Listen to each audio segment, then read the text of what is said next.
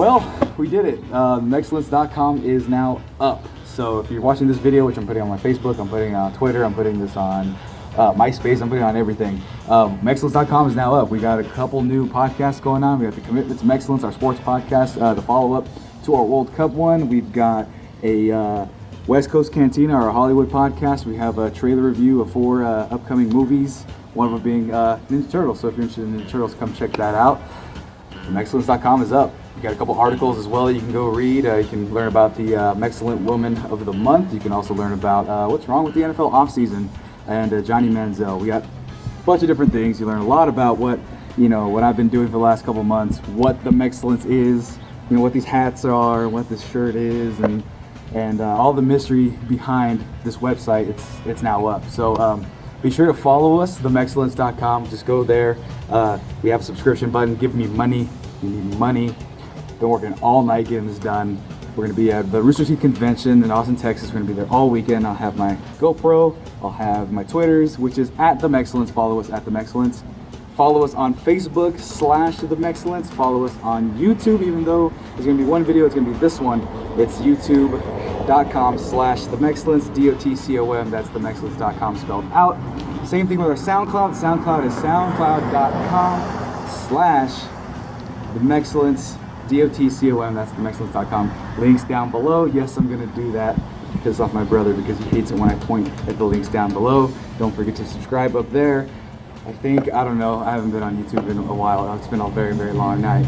But follow us, see our shenanigans, and hey, enjoy. The podcasts are going to be up. You got a couple hours worth of listening to do. Got a couple articles to read, so get to it.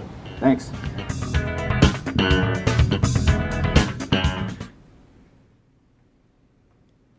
Articles?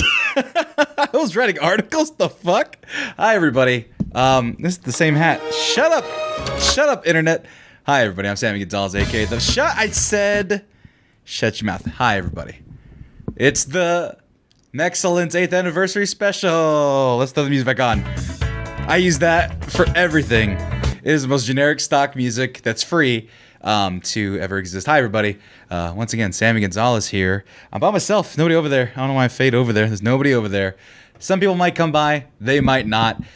Doesn't matter.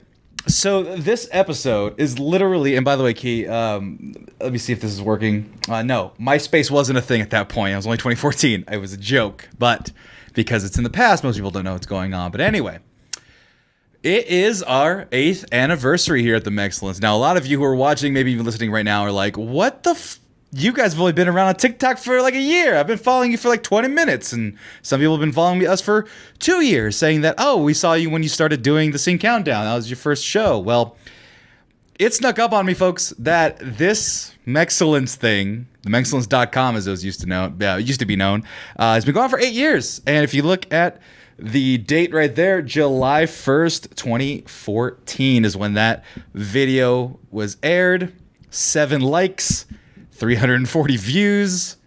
Our views are very similar to that right now on YouTube. But yeah, this is it. So the Mexcellence, you can even look at the logo. The logo's different.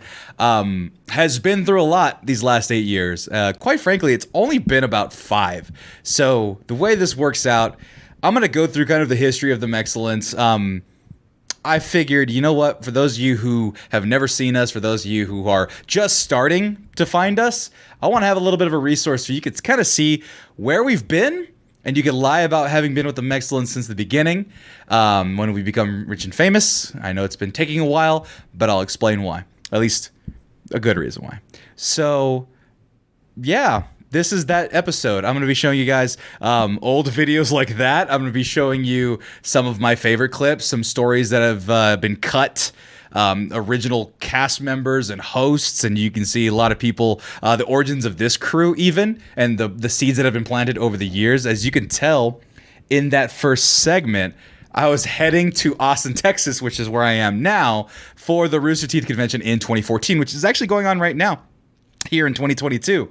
But I keep saying I'm honestly nervous, or like I didn't plan this at all, which I pretty much didn't. So we're traveling here in 2014 to RTX to meet Double Toasted, which is a company and a YouTube channel that you can go watch right now, doubletoasted.com, and their YouTube channel. It all kind of starts with that. But first, for those of you who are watching, I got my Jameson. Marcos drank almost all my Jameson. And I didn't have any ice, but I did cut a frozen emergency water bottle I had in there. In case of, oh, Jesus Christ. Well, yeah, looks like, yeah, I'm going to drink a lot of whiskey by accident on here. But if you got to drink, or if you do drink, or if you don't drink, doesn't matter. Raise a glass for 8 years of Mexcellence. I have a hard time congratulating myself on things, and maybe existing for 8 years is maybe not something I even feel like I should be congratulating as, but I guess creating content for over 8 years and being in the space for over 8 years. And I even have things even older on YouTube that's under a different account that I can't access. Actually, I can even bring some of that up so you guys can see. That might even be some... Actually, you know what? I'll start there because I've always liked doing this kind of stuff, podcasting and audio, and I even tried some shitty animation. That's the thing I'm going to show you is my shitty animation. But for the 8 years that we've done so far, to this 8-year-old hat that I'm wearing, it is the legit same hat from that video. I don't throw anything away, and also it kind of crunched when I messed with the bill. Let's see if you can. Yep. You can kind of hear the crinkles. I think it's going to dissolve from the inside at some point. But cheers to 8 years of the Mexcellence. And 8 more. That's a lot of whiskey. I'm gonna need that to dilute a little bit. But okay, and okay, cool. So I think it's just gonna be me this time around. Well, let's go ahead and take a look. Because Sammy Gonzalez, me, the Mexcellence, wasn't always the Mexcellence. He was kind of a dummy. And I'll kind of show you what. Let's see, where can I find this? This is going to be a very relaxed stream. Mexcellence for 3,000 years, 100 years, and 100 times Mexcellence. Let's see here. Mexican Americans. I really need to get a hold of this account because it's great. Let me see. 163. Ain't that a motherfucker? Hold on. I have on this old account 1, 2, 3, 4, 5 videos. So a lot of your favorite YouTubers, like some of the originals, Jesus Christ, this is so bad. A lot of the originals have been around for a long time. If anyone's in the chat, how long do you think the oldest like YouTubers have been around? Let's see. Like my favorite YouTuber at the time when I first started YouTube was Philly D. Philly D, first video upload date. I want to see when he was uploading things. DeFranco started his SXE Phil channel in September 15th, 2006. This video was uploaded... Wait, hold on. History...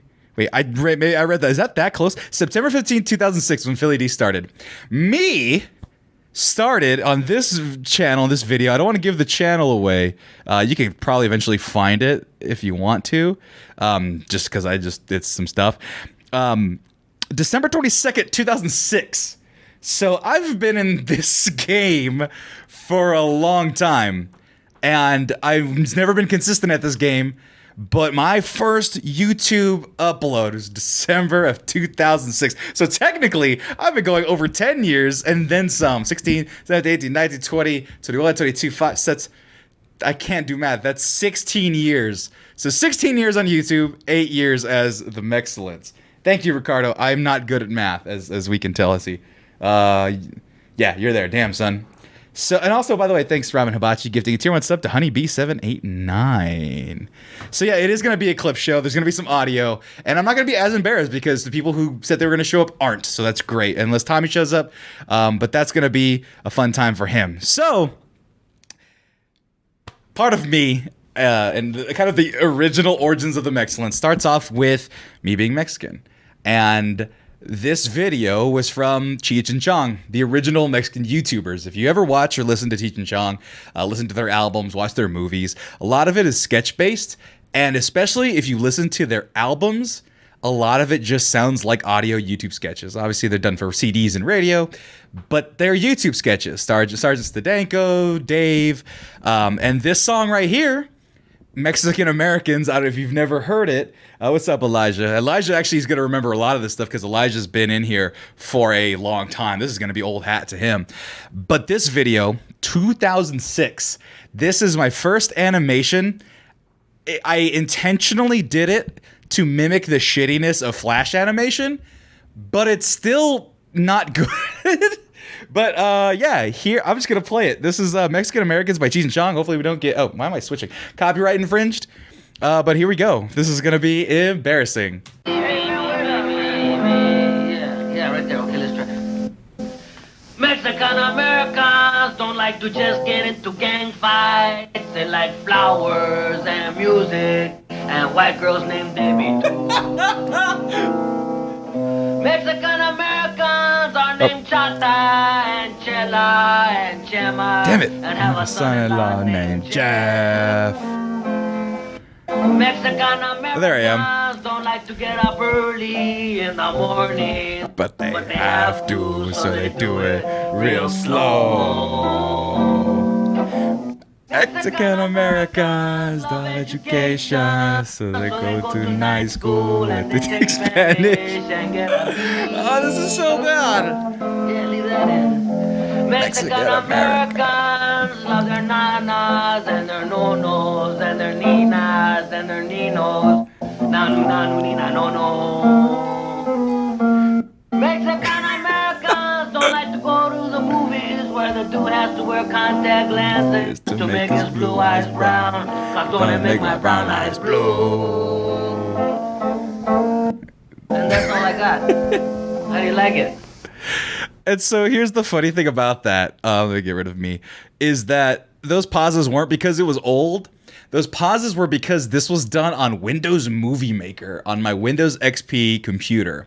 So I had to cut the audio segment by segment and edit it scene by scene essentially. And there was always a little bit of an audio delay that if I cared about quality control, I might have been able to get rid of. But because I didn't, or maybe I just even couldn't, I was editing with, once again, Windows Movie Maker that didn't have a cut button. You had to pull both sides and reduce clips that way. Yeah, that was really shitty. That was really hard to do. But I like just willed myself to fucking do it. And yeah, this one was my follow-up in 2007. This was a Pablo Francisco, bit that I was like, let me animate this too because this is going to be fun. Now, mind you, I never wanted to be an animator, but this leads into a company that also started the Mexcellence. So all this stuff is laying the platform and kind of the pieces and the breadcrumbs of how the Mexcellence started. So I'm not just showing you this just to like make myself fucking embarrassed, which is very easy to do. But this is the follow-up to that clip. This is the Pablo Francisco's Mentos commercial. It doesn't matter what comes, fresh is better with life. Boom, boom. With Mentos Fresh is cool of life. Nothing gets to you like Mentos Fresh being cool. Shoot the clerk. Eat Mentos. Mentos, the fresh maker. Yep, it's just I would just do what my heart desired on the same YouTube channel. There's like a Raider Nation hype movie, 163,000, 101,000, 250,000 views. These are views like these are bigger videos than I have now, and this is on an old dead channel. Once again, I do not have access to. And you're saying in the chat, it's pretty decent for a first video, and it's crazy to see how far you've come. Oh. You'll see, and there's only fucking 5 people in here. The other people that were here, they were like, I don't know about this guy enough. But the people who care, you're going to get a lot of insight on this. And for the people, hopefully, when we do explode in the coming months, and I'll explain where we're going in the future, this will be a valuable resource into kind of what this is all about. This organization, this Mexcellence stuff is all set. Now, let me see here. I'm going to look up these videos from a certain group of people that let's see here. Oh, what's the name of the movie he did? Silence. All right. So I'm like, oh man, I love this. This is so amazing. I can animate. I could do this. And somebody can already recognize that. I've always wanted to do that. I've even done like reaction videos on that same channel. I privated some videos. I was doing like the iTunes top 10 of the week reviews and shit like that. Like I, for some reason, understood that I wanted to be on YouTube as a YouTuber. So I was moseying around Philly D. What's another one? Niga Higa. I don't even know if I can say that anymore. Niga Higa. Ryan Higa, there you go. I watched a lot of him growing up. Barats and Beretta. These were the YouTube channels that I watched a ton of. And I was like, I want to do this, but I don't own a camera and I'm not terribly wealthy and I don't have a lot of friends in my neighborhood because my neighborhood was being developed and all my friends were in different parts of town and I didn't have a car because I was, at this point, 16, right?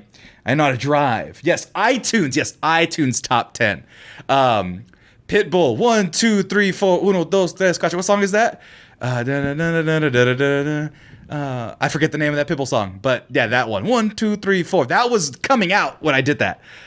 Shorty had an ass like a donkey with a monkey, looked like King Kong. Perplexed me when I was 16. Still does. But one network that my brother turned me on to, he found it on an internet forum. He said, man, these guys are really funny. And what they do is they do a podcast and they animate it and they animate their movie reviews.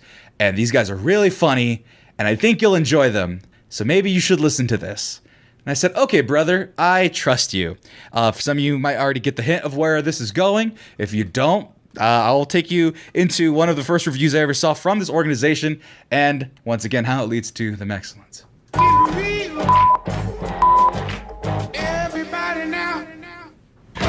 The men cut out her tongue. And this town has been plagued by death ever since. So someone sent us our own little dummy over here. Oh no! Yeah, I think it's like some promotion thing, anything. But I think his name is Popo.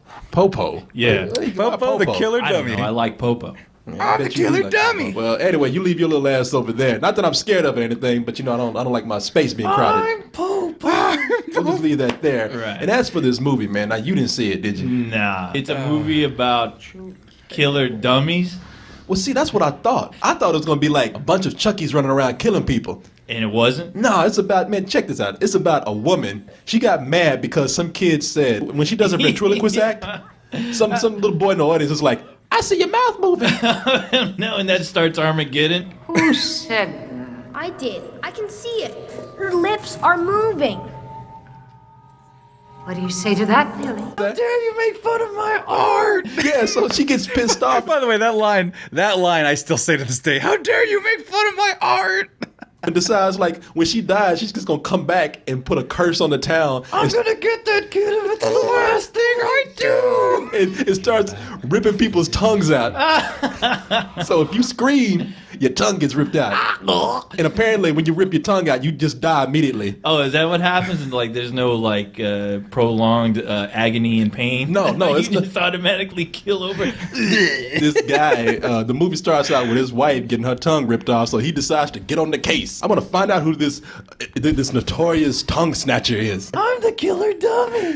Look how crazy my eyes are. That's the other thing. The movie's not that scary. I mean, unless a dummy's eyeballs going side to side scare you.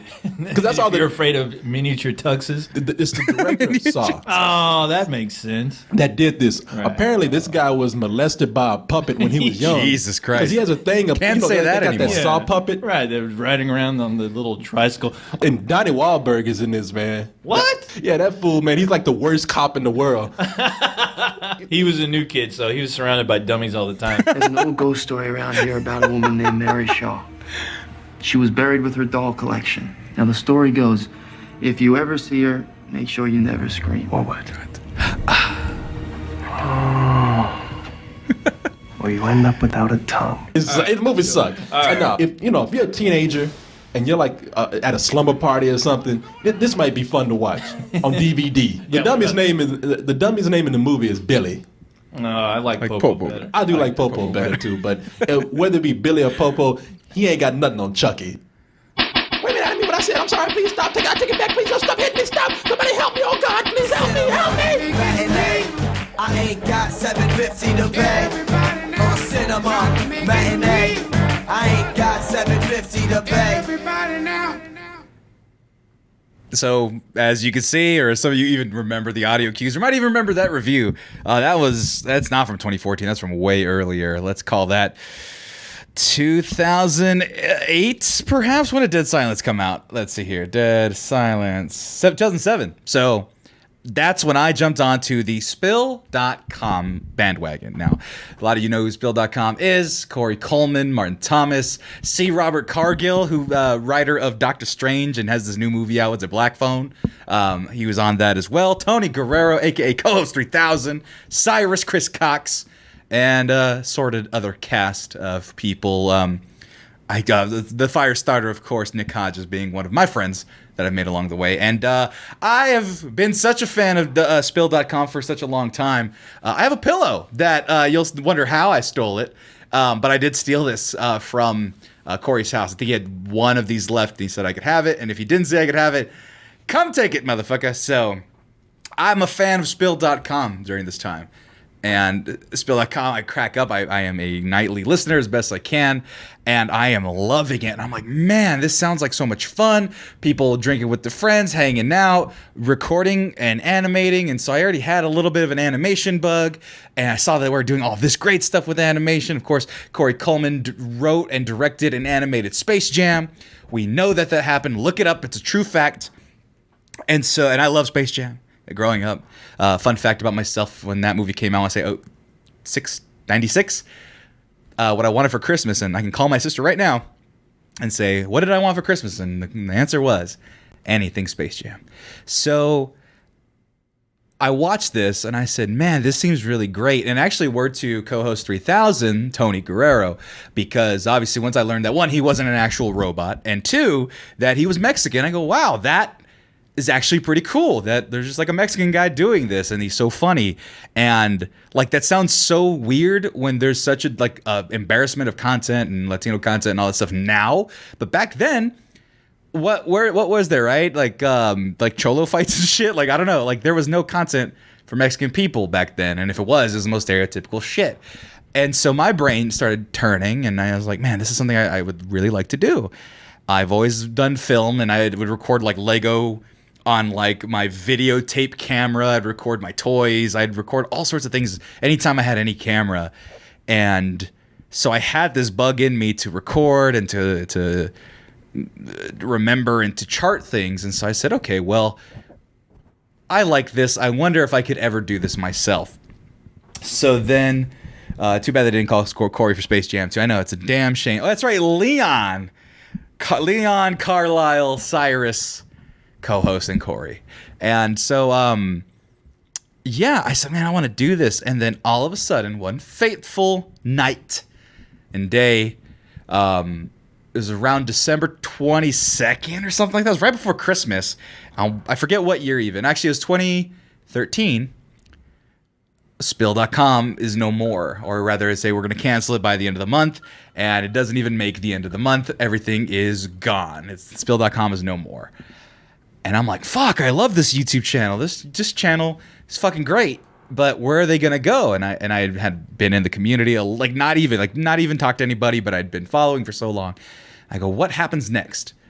And well, Corey goes and he's like, well, let me see if I can try to make something on my own. I'm just gonna go live with my mom for a little bit maybe, and my girlfriend, she's in Turkey. I might just go to Turkey. Fuck it.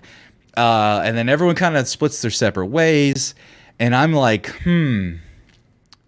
well, I am 23 years old. What can I do? Maybe there's a vacuum. Maybe there's an emptiness that I could fill with my content. And so I contact my cousin, and this is going to be one of the first people that I kind of bring the idea to. Let me see if I can find him. I've pulled up a bunch of videos and a bunch of sketches, so pardon me if I'm scrolling through real quick to find. Here, I'll just skip to the video here. Where are the bloopers? Shut up, me. There he is, the fantabulous Gurgi. That's my cousin Will. And it's easier to call him Guillermo if you want. I don't. I'll call him Will because it infuriates him.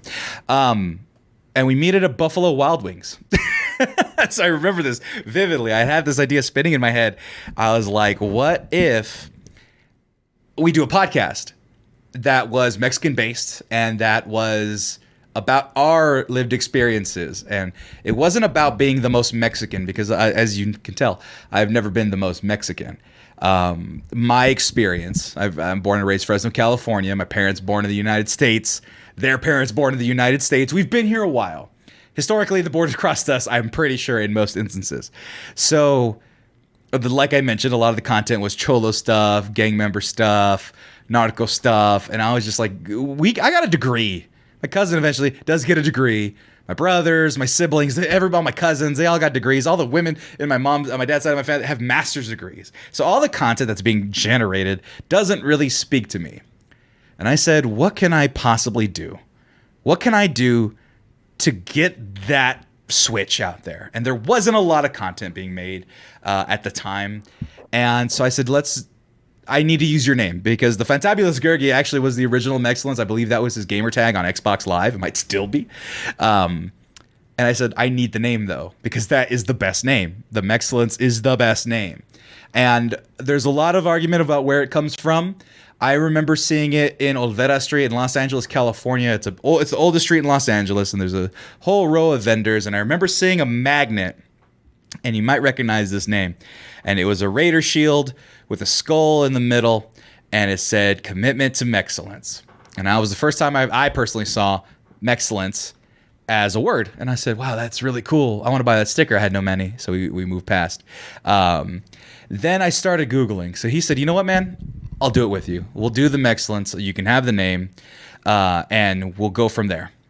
And I start going like I do. I don't know anything about fucking anything about starting a podcast. I don't know anything about anything. I'm like, okay, do I get a copyright? Do I get what do I get, right? I got to get a brand. I got to get a logo. I got all this stuff. And I look up, let me get Mexcellence.com. And it's $1,200. And I don't have $1,200 because I'm 23 years old. And I'm like, fuck, okay.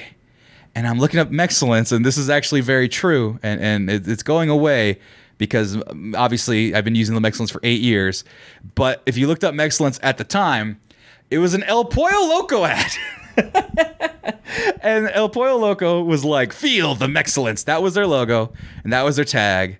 And I was like, shit, well, I can't take that, but I guess the thing expired and they don't use it anymore. I think they used it for one commercial. I guess it didn't stick or whatever. And so I said, okay, well, how about the Mexcellence? Let's see if that website's available. Mexcellence.com. It's available. Sweet. And I look up on SoundCloud, which is where I used to do the audio stuff, and the Mexcellence was taken.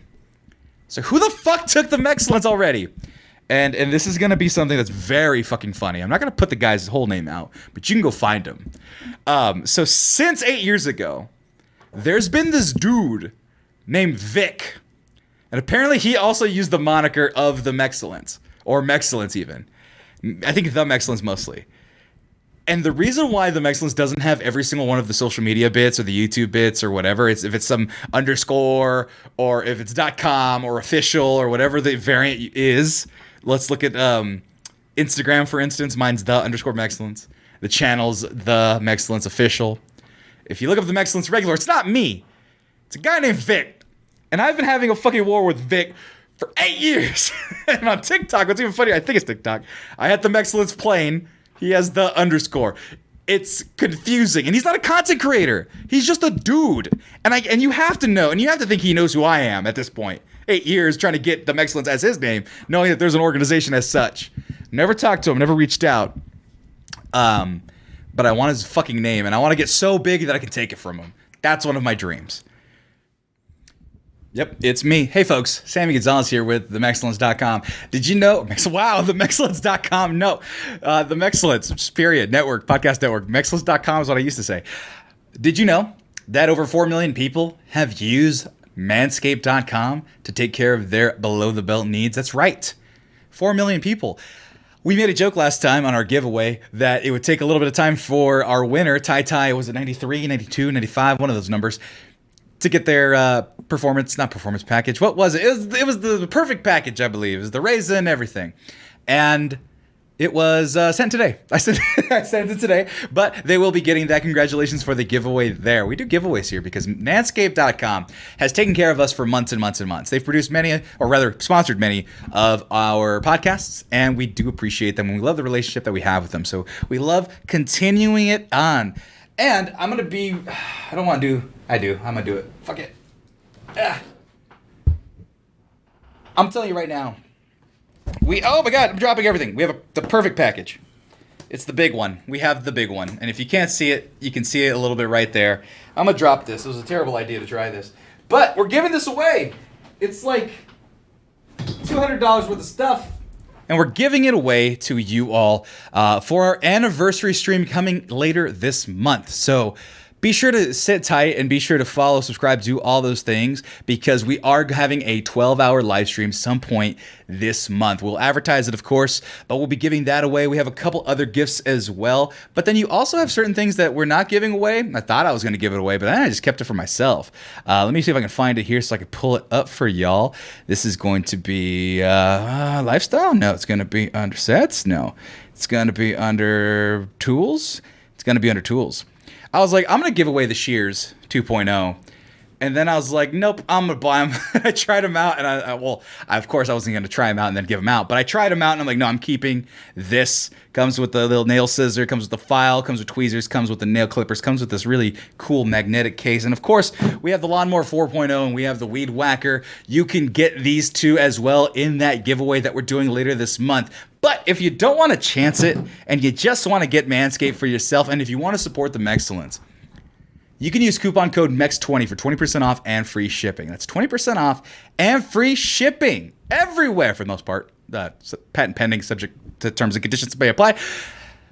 But you can get all this stuff. And this is the one that we're giving away. Looking up that set right there. The Platinum Package. Forgive me. The Platinum Package has the Lawnmower 4.0, the Weed Whacker, the 2-in-1 shampoo and conditioner, body wash, deodorant, crop preserver, crop reviver, magic, master shed, and the Manscaped boxes. Original price $256. Yours for free on the giveaway. And it's got a discount right now. And you can apply our discount on top of that. Save yourself some more scratch. And that's coupon code MEX20 for 20% off and free shipping. And every time you use it, it actually helps the Mexcellence. They know how many we do and we give away and how many people to use. So if you want to help us and you want to help yourself, get yourself some Manscaped. There's some creams and lotions, even if it's just a good nail kit to upkeep the finer things. Gentlemen, it's summertime. Your feet are going to be out there in the sandals. Make sure your nails look nice and good. This is inexpensive, and this is delightful. I've used it. I've polished myself up, and I look great. I was floating on the river. Nobody messed with my feet because they weren't nasty. And your hand and your nails and stuff like that need to look good, too. Nose is trimmed. Everything else is trimmed. It's summertime. You got to get ready. This isn't the Bush administration. This is the Biden administration. So be sure there's no Bush. That's a terrible joke. So I'm going to get on out of here and be sure that you use MEX20 at manscaped.com. Manscaped.com. Your balls will thank you. We'll be right back after these commercial breaks. Yeah. Right about now. Just a weird sidebar. So the Mexcellence, I find the website, mexcellence.com, and I don't know how to build a web page, but there's this new company called Wix.com.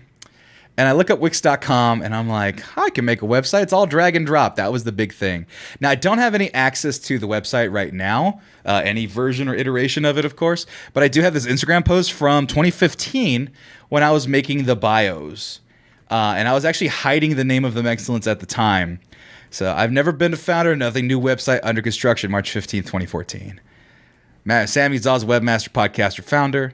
One of the founders of Mystery.com. I'm a film and media studies graduate from University of California, Santa Barbara, who has done very little with said degree. With this site, I harness all my creative juices and reverse engineer them into creative fruits for you to feast on. And there's my old Instagram. I don't even know if I have access to that. We had a podcast tab, video tab, news tab, swag shop, contact. We had shirts. We had everything. And we were fucking gung-ho. And I was like, this is amazing. Let's take a look at what the comments are saying. He actually did some uncredited work lighting LeBron's bald spot in Space Jam 2. There you go. Corey still get work for Space Jam 2. And, of course, that website looks a whole lot like the old Spill.com website because at this point, I'm wholly unoriginal. I'm essentially just stealing everything from Spill.com. And at the same time, doubletoasted.com, which is a name that you'll eventually get to know, is being developed at the same time. So I said, well, fuck, I need a logo because, I need something that's going to captivate people's eyes, and I need something that is going to be just exactly what people are going to see when they see the Mexcellence. Now, I'm dating a girl at the time, or we're about to break up. If this is April, I think we break up in June. No, we break up after Valentine's or after her birthday, which I think was in January. But we were still kind of talking. This was my first girlfriend from college. First girlfriend ever. I had no game. And so we're still kind of friends. And she needed some help with this book club she was starting. And I said, well, I'll help you with the book club. Like, it was a bookmark that she needed done and like a time and date and everything. But I need you to make me a logo. Now, I gave her this image, and you can find this image still on Google. Let me find it real quick, because if you see this and you recognize it and be like, that looks like the Mexcellence logo, it's because it pretty much is. So this is the prototype, essentially, the clip art that I stole my character Chile G from. I said, here it is right there. Use that as the basis. I kind of want you to do some things. Scott Pilgrim, I believe, just came out, and so I was into that Scott Pilgrim imagery. Let's see what you could do. I want him to do that pointing thing that Scott Pilgrim does. I need you to change it up just a little bit to make it a little bit different. And so she tried, and mind you, she was a very talented baking and cake artist, but not a pretty good drawer. Better than I. Why am I switching? Better than I am. So this is the original sketch that she inked over. It wasn't even finished, and for some reason there's a chunk out of it, but this is the only image I have that I was able to find on a quick one of Chile G, the original. Like, that is the original image. If you want to kind of superimpose between the two, that is the original image. Why did I go to camera 2? And this is what it is now. Like, very similar. Actually, you can line it up even almost. And yet different, right? I had a vision, and it took this long to kind of get close to it. So I got that logo, and I was like, I don't need a colorist. I'll do it my fucking self. And so I got on, and through a couple iterations, I was like, fuck yeah, let's do it. And there it is. There's the original color version of this. A lot of reds. Same checkered side of the pants. Hat is very similar to what it is now. Teeth all sorts of fucked up. Big-ass forehead. There's like the little abdomen part, the little sash thing on the stomach. And I said, yep, that's our logo. We're going with it. And because I'm 1,000 miles a minute and I'm super gung-ho, I was like teasing people. Let me see if I can find the image right there. So I got the image, and I even put it on Instagram for the people. The Mexcellence coming to a TV near you. Not even the internet, the TV. And I put it in like an old vintage television. I put some stars there. Colored it brown originally, looks like. And I was like, yeah, I'm doing something big. I'm the fucking best. I'm fucking great. Then I realized, oh fuck, this is not a good logo. This doesn't look good. It's not as good as I'd like to be. But luckily there was a website that just came to fruition. Let's see when this came out. Creation date 2010 was when Fiverr came to be. I feel like it was around a little bit before that. Oh, no, 2010, of course. My math's all wrong. So Fiverr was a website. It's like, oh, you can get these things done for $5. And I said, okay, that sounds like a great deal. Cost me about $30, which I thought was way too much. And we were able to develop a new logo. And it took some polishing. It took some recoloring from me. And there's the side-by-side between the two.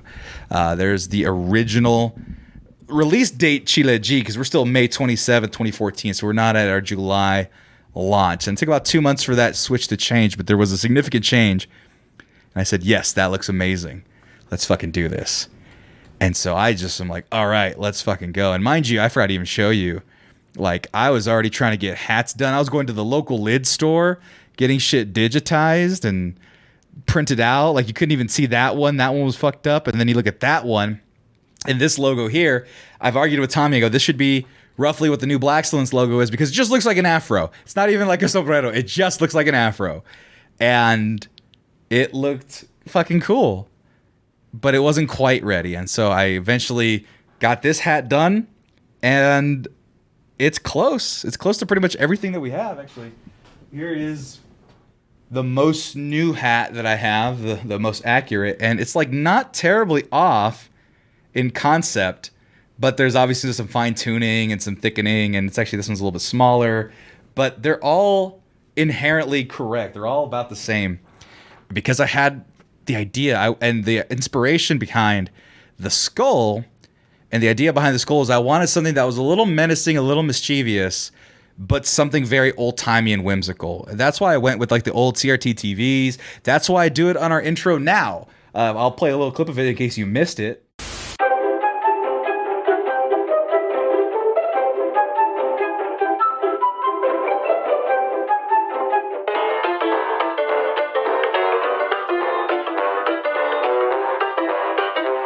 You know, and you go back to that, and it's like, okay, well, there's clearly a line between those, right? Even that many years ago, I made that animation, what, last year, 2 years, maybe a year and a half ago?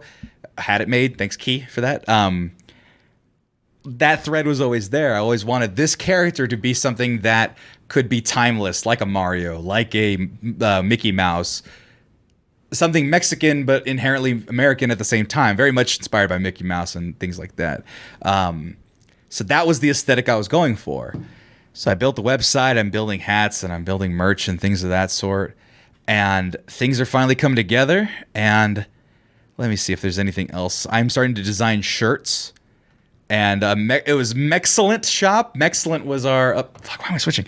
Was our idea for the first time. And there's some of the original shirts from the Mexcellence that we've printed. So the Mexcellence.com with the skull on the back. MXLNT, I thought that was so streetwear and cool. This Danger Zone Kenny Loggins NES art, I did that myself. I'm actually pretty proud of that one. It's one of my favorite designs. So it's like, I've been doing merch and shit like this for a long time. This was dated June 23rd, so this was before even our official launch. And at this point, I'm recording video, audio, and stuff like that. I'm practicing. I have a Blue Yeti mic, and I thought that was like the greatest technology ever.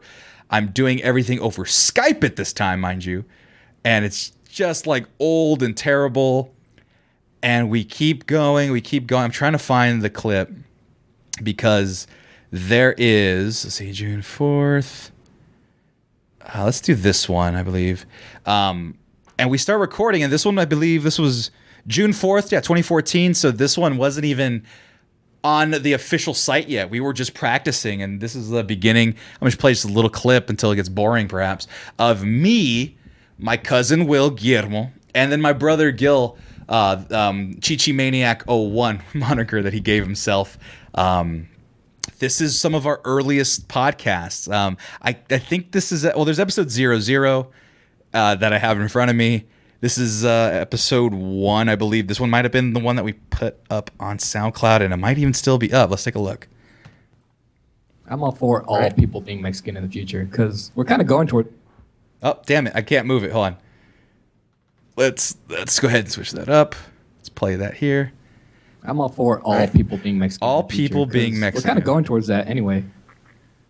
Exactly. We're all mixing. If you read a lot of soft sci-fi, like the Halo universe, there's a lot of Spanish last names in that universe, the Elysium universe. A lot of people were speaking Spanish, and I was like, yeah. I'm just saying, as soon as we get hooked up in China, it's fucking game over. Like they're like even Indians are like getting on the Latino train. I'm just saying, because we're like, we look like them anyway, so we're just like, oh, it's an Indian. And like, oh, it's an Indian. Oh wait, no, he's eating that cow. Filipinos are close enough to Mexicans anyway, so that's like their version. Yep, and then it's very embarrassing because it's very slow paced. He actually talked about like, why are you going so slow? It's because everything's on Skype. We weren't in front of each other. I was in Santa Barbara. They were in Fresno. My brother was in either San Jose. I think he was in San Jose at this point. Maybe even San Diego. I'm not even sure. And we're talking over Skype. And these are the conversations that we would have normally. And I said, well, you know what? These are the casual conversations that are always funny to us. And I think these should be recorded. I think these are important. I think these are funny enough to do so. And what I flashed to you guys on the screen, those of you who are watching, those were the flagship episodes of this podcast. So the Fantastic Voyage, actually, we still have a version of this on the modern Mexcellence. It's my brother and my cousin, same people. The Fantabulous Gurgi, Chichi Maniac 01, Gil, and me. And those are our skull character drawings that I also got on Fiverr. The Fantastic Voyage was our freeform conversation based off of the song by, was it Lake Hill? Lake? Fuck, Lake, what the fuck? I forgot the name of the band. Oh my God. Fantastic Voyage. Lakeside, not the Coolio version, but the Lakeside version. I had heard it, and I like, man, I love this song. Come along, yeah, ride on a fantastic voyage. And I was like, yes, let's do that. And then you have the West Coast Cantina. That was, I believe, our like movie review / movie of the week type of episode. Commitment to Mexcellence. Now, obviously, it was our sports show. We actually still use the name, of course. If you haven't watched this from last year, our football show is the Commitment to Mexcellence. I kept the name. It's a great name. It's what I saw on that street on Olvera Street, and that one had the Raider font. I changed it up for the modern age, and yeah, that's one of the only original podcasts that has stuck around since the beginning. And of course, Player Juan podcast, and also Player Juan Gaming, which was our gaming series. Now that brings me up to another portion of the Mexcellence, which was gaming. Gaming was always something that I liked doing, obviously, with my brother and my cousin, because it's a communal thing. When you're a little Mexican kid, you can play with your cousins and you can play with people. And I realized that not a lot of people had siblings and didn't have that type of fun with their siblings because it was a lot of single child households and whatnot. So I said, okay, let me see if I can capture that like relationship, that friendship in a bottle type thing with my family, and give that to other people and they could share that. So I invented Player Juan Gaming. I don't even know what this one is. This one is Mario Kart Wii. Yeah, I'll play some of this one. I think these ones are still up on YouTube, but look at our badass intro, and I actually have reused this original audio from back then now on our new The Mexcellence Gaming. So if you've been watching, take a look.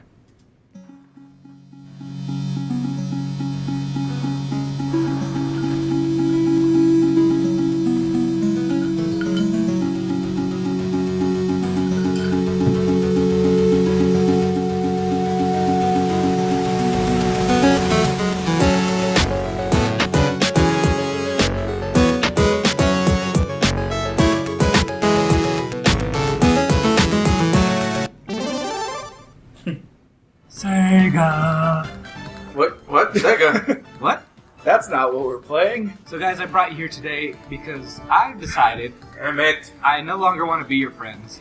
And I thought the best way to do it was to play some Mario Kart. Well, it was at least the side. How old's the side time? 3 months. We had a good run. I just helped batteries low. Might be a good advantage for you guys.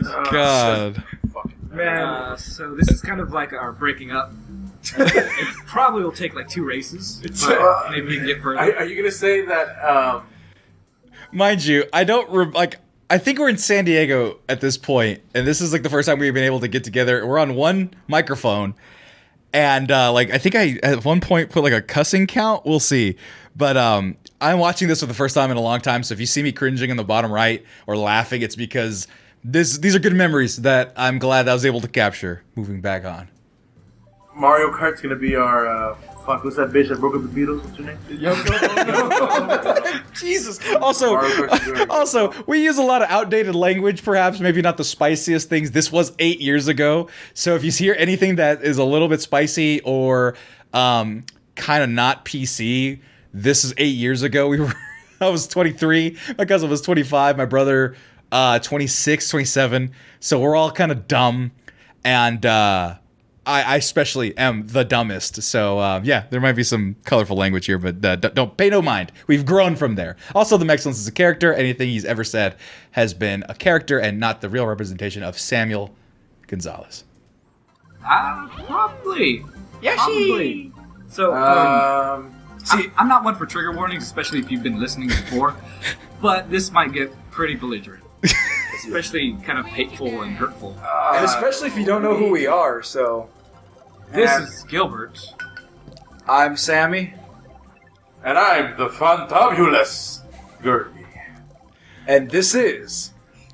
Player One Gaming. Now, I'm starting off really happy... Oh.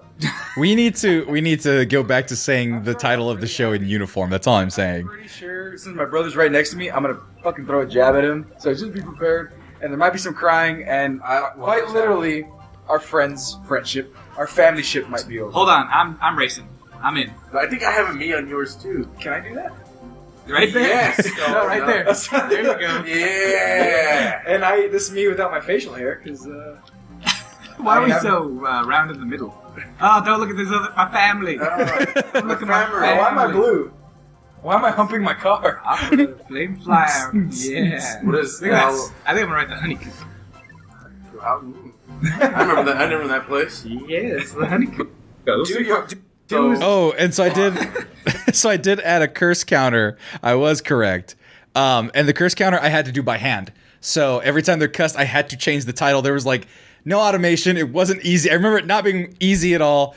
But yeah, it was hard to do the curse counter. This is pretty funny. It wasn't only level I played. So with the crabs. Yeah. Is that the one with gonorrhea?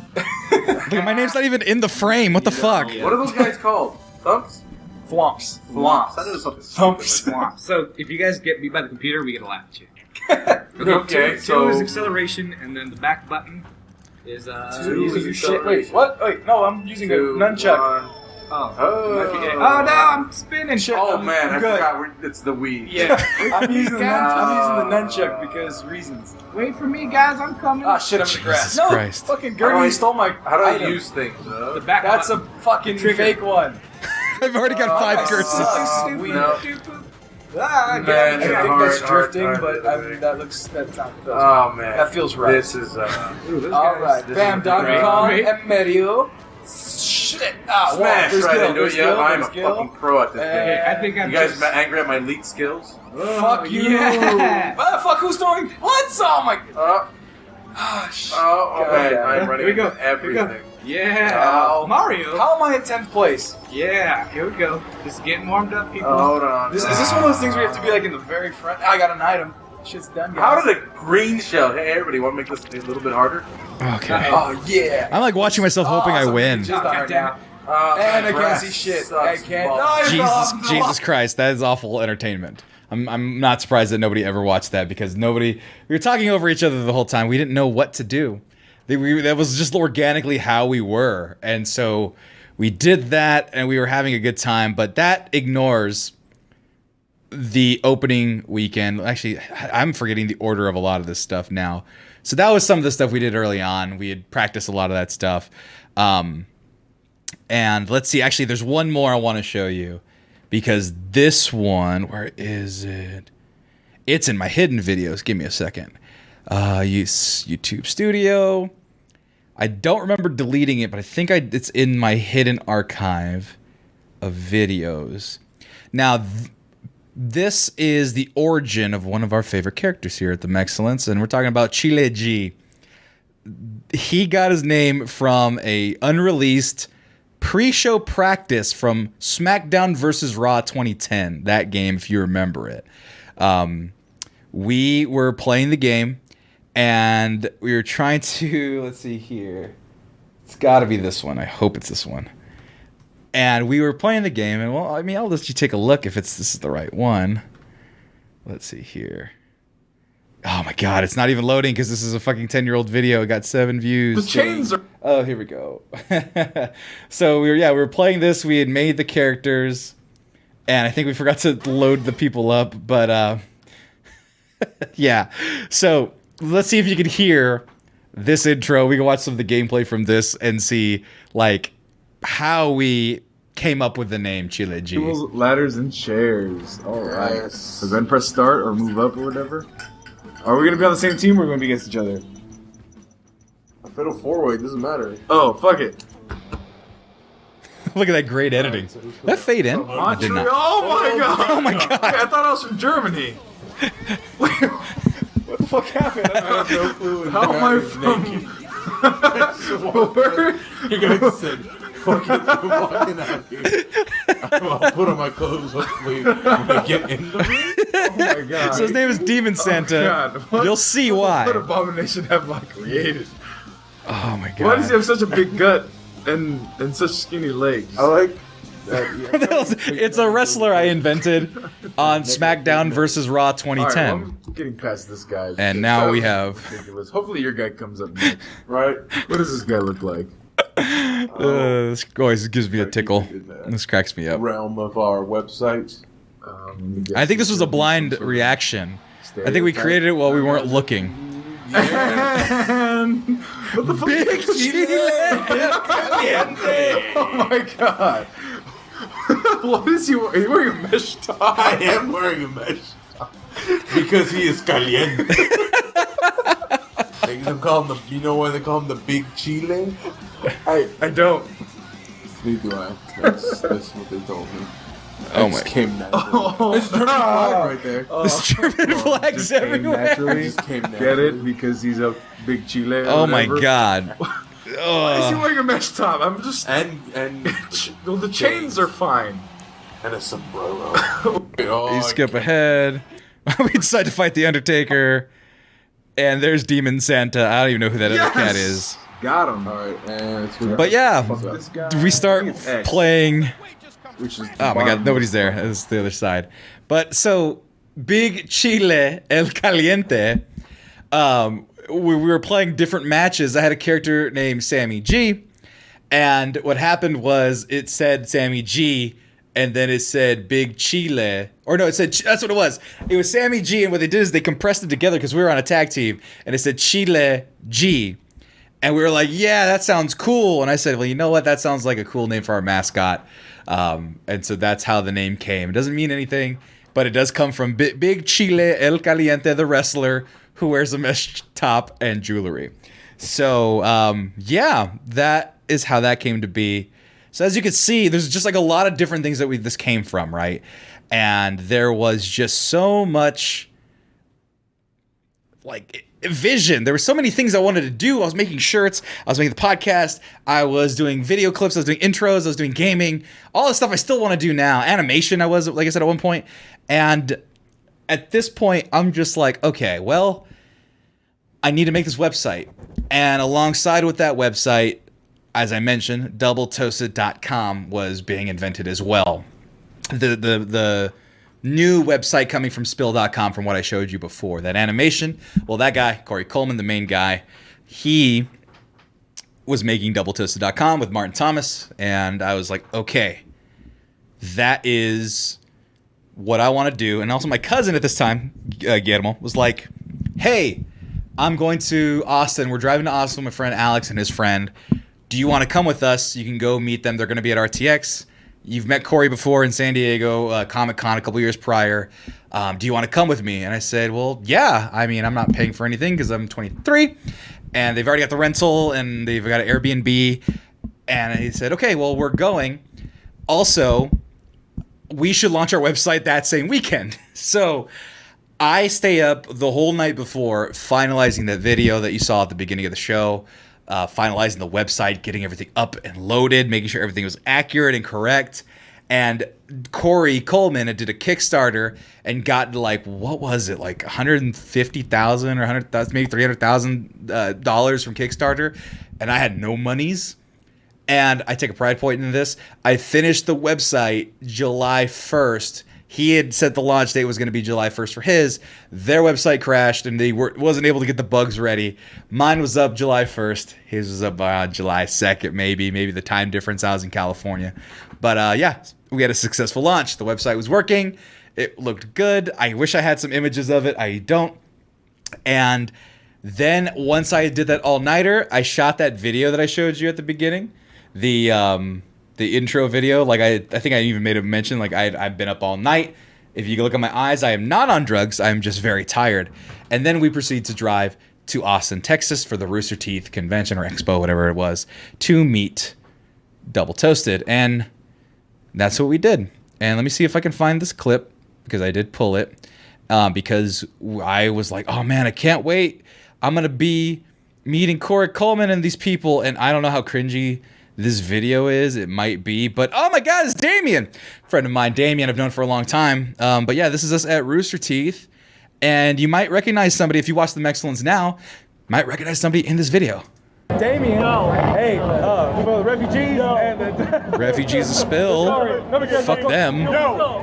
Nobody cares about Corey this episode. This is Damien's show. Actually, he's probably in the white shot. It's a GoPro. But anyway, so sir, about hot fries. Have you changed your from 3 years ago? Whatever the fuck that was? Yeah, no. So there was an inside joke that Damien right there didn't like Andy Capp's hot fries, and he did like a taste review and shit, and there's a big running joke on that, the Damien saga. If you watch, I believe it was still spill.com when that was happening.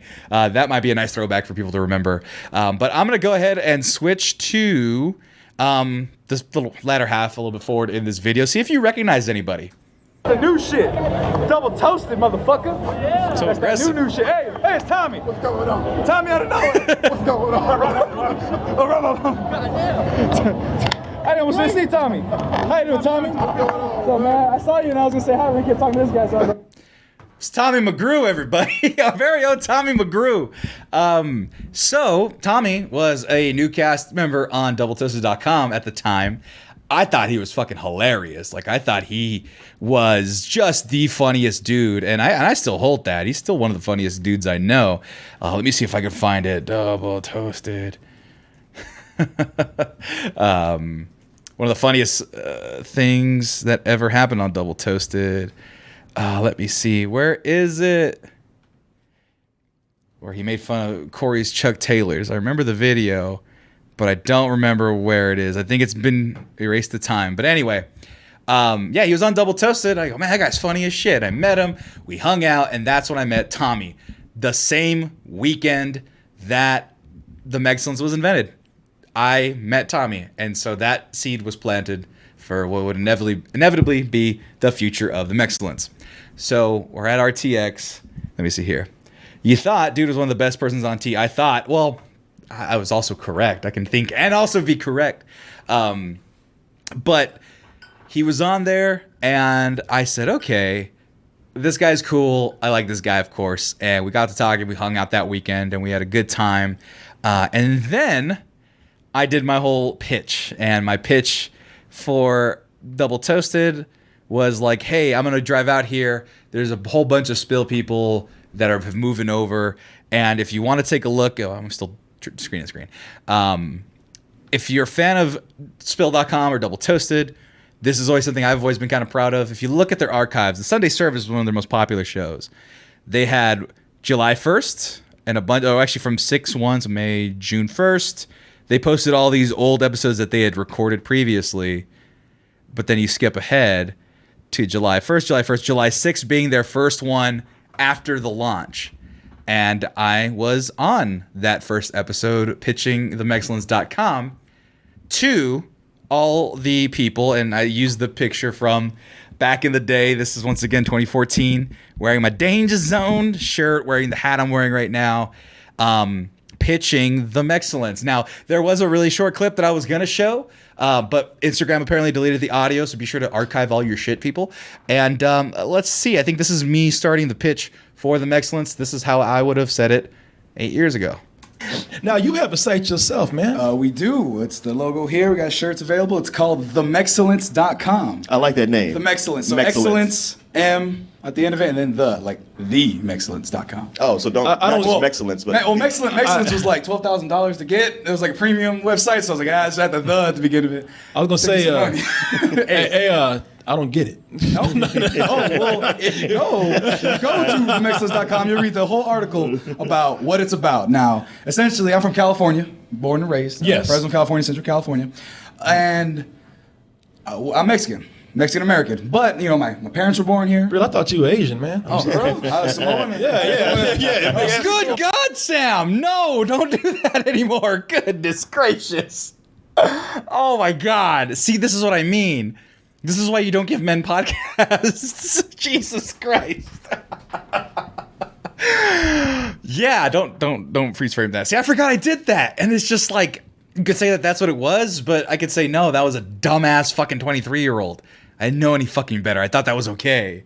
Like, what did they say? Let's see here. Back when Corey had Michael Jordan hoopy rings. This is where I first saw you. And the first show of yours I heard was your final one, the Batman v Superman review. That's right. You jumped on and we'll get to that part of the history. We all look like the Muppet Babies. And cancels fucking that Mexcellence. Jesus Christ. Once again, a character I was playing. It's a long drive. But hipster brothers. My grandparents from Texas, actually. I have 3 of my 4 from Texas, Harlingen and I forget where else. But anyway, Del Rio. And people come to me, hey, you speak Spanish, right? No. and I told them, give it about 10 years.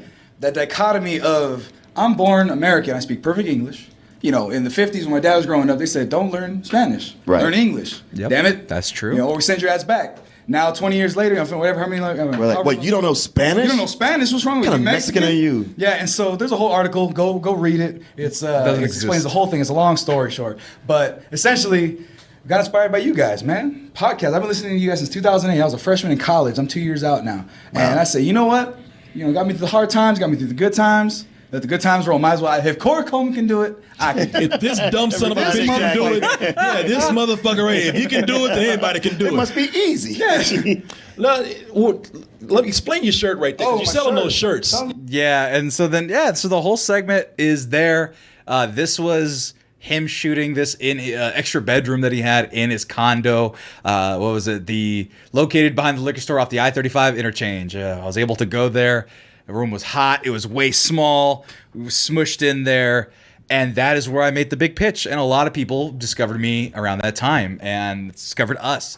So we were lucky to have just like a little bit of a base of people that would watch us and enjoy us. And during those times, like, we actually got a couple hundred listens. And SoundCloud was really good to us during that time because I realized this in retrospect, that there wasn't a lot of competition. 2014, there's not a lot of podcasts that are going on, let alone Mexican podcasts. And I'm just like, okay, I was kind of onto something, but I'm 23. I'm a broke post-college student.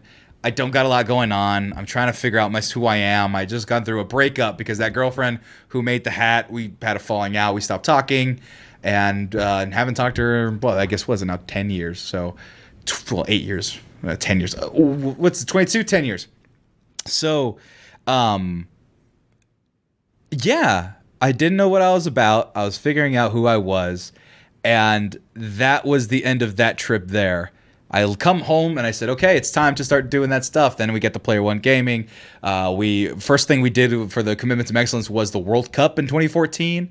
That was pretty interesting. And from there, we have a little bit of growth. But I think now is a good time to take a quick commercial break. I've been talking for about an hour and 15 minutes or so, maybe 15 minutes late. I need to take a break from my voice. But from there, you're going to see, from here on out, it's going to be the Mexcellence, how it develops into a video program, and our YouTube presence, and our kind of shitty, very generic YouTube presence, how that then dissolves and becomes something else, and then I lose the Mexcellence for 3 years, and then our glorious return. So go ahead, and I'm going to take a quick commercial break. I'm going to go ahead and press pause, do a little manscape. I will continue on with the rest of the history of the Mexcellence. Thank you guys for sticking around. I know it's just me monologuing, but we got a few more things. And I'm sure the first thing that we watch when we come back from the break, you're going to find it hilarious. We'll be right back. Yeah. All right. So I don't even remember how it tastes. I like burned that from my memory. Oh no, I have one where I remember how it tastes. And me and my brother, we call this story. We start the stories that when we created life, because that's how batshit crazy what we were attempting to do, and what we ate, kind of, because there was a point where we eating our concoction, and we both looked at each other and be like, one of us has to stop because the other one will die. Unless both stop now, then we both can live. That's how bad it was. So we were ahead of the gourmet pizza craze, if you will, and we got dough that apparently was a couple days out from actually rising. Yeast was dead. And so it was unladen bread. and so unleavened bread. So we push this out, this elastic super rubbery shit into a pan that's about, I don't know, 2, 3, say 5 inches deep. And then we start throwing everything on it. Like, we had carne asada. Because when you think like, pizza, you think carne asada. Baked chicken. We had chicken nuggets.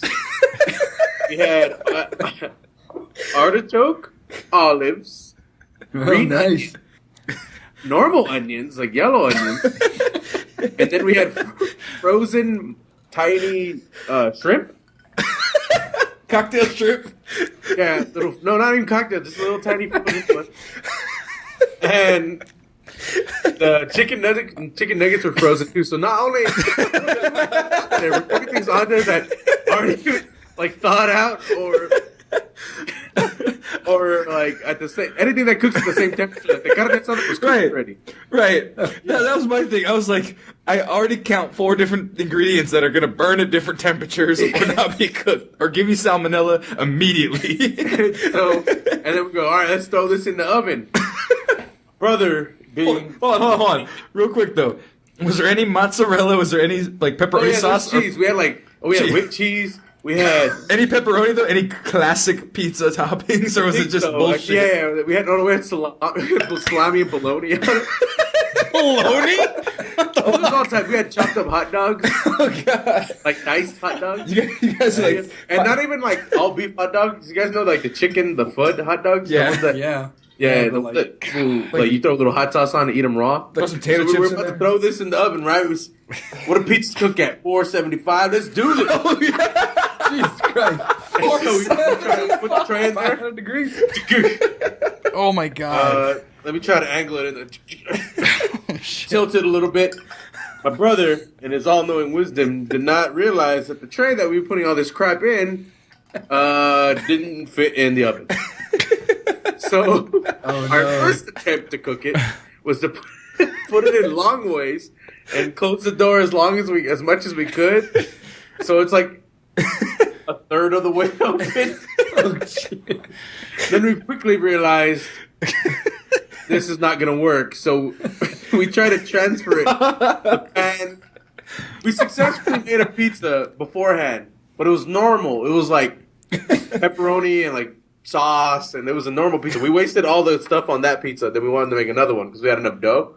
So we try to transfer this concoction into the tray that we used before. And so in the middle of the process, it all collapsed on each other. So we're like, screw making a pizza. It's a calzone now. Everything on one side, fold it over, get the fork to make it look all nice on the edge. Then we put it in there. Because you folks are not to shy away from style points. No, they're not. And it was like this giant, like rugby size, like size mound of shit in this elastic bread crap that cooks. And then we cut it open. The shrimp are still peeling. The chicken nuggets is still kind of cold. And it's like juices all over, like melted. It's like the water from all the frozen stuff. We start eating it. We're like, it's all trapped inside the pizza. We start eating it, and we were like, oh my God, this is a mistake. So we both stopped, and then we both kind of just left. Like, he didn't throw it away because a couple years later, he tells me, we were just talking, and then that came up in conversation. He goes, oh, yeah, Mario ate all that. And I was like, Mario today is not quite right, but he's still alive, so he survived. And I guess that would be the craziest fucking thing I've ever eaten. And I think this is the Fantastic Voyage.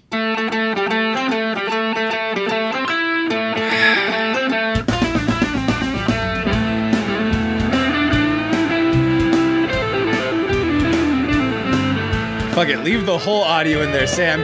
You leave the whole audio in there so they can see that. God dang it. And no, to answer the chat, no, they were not high.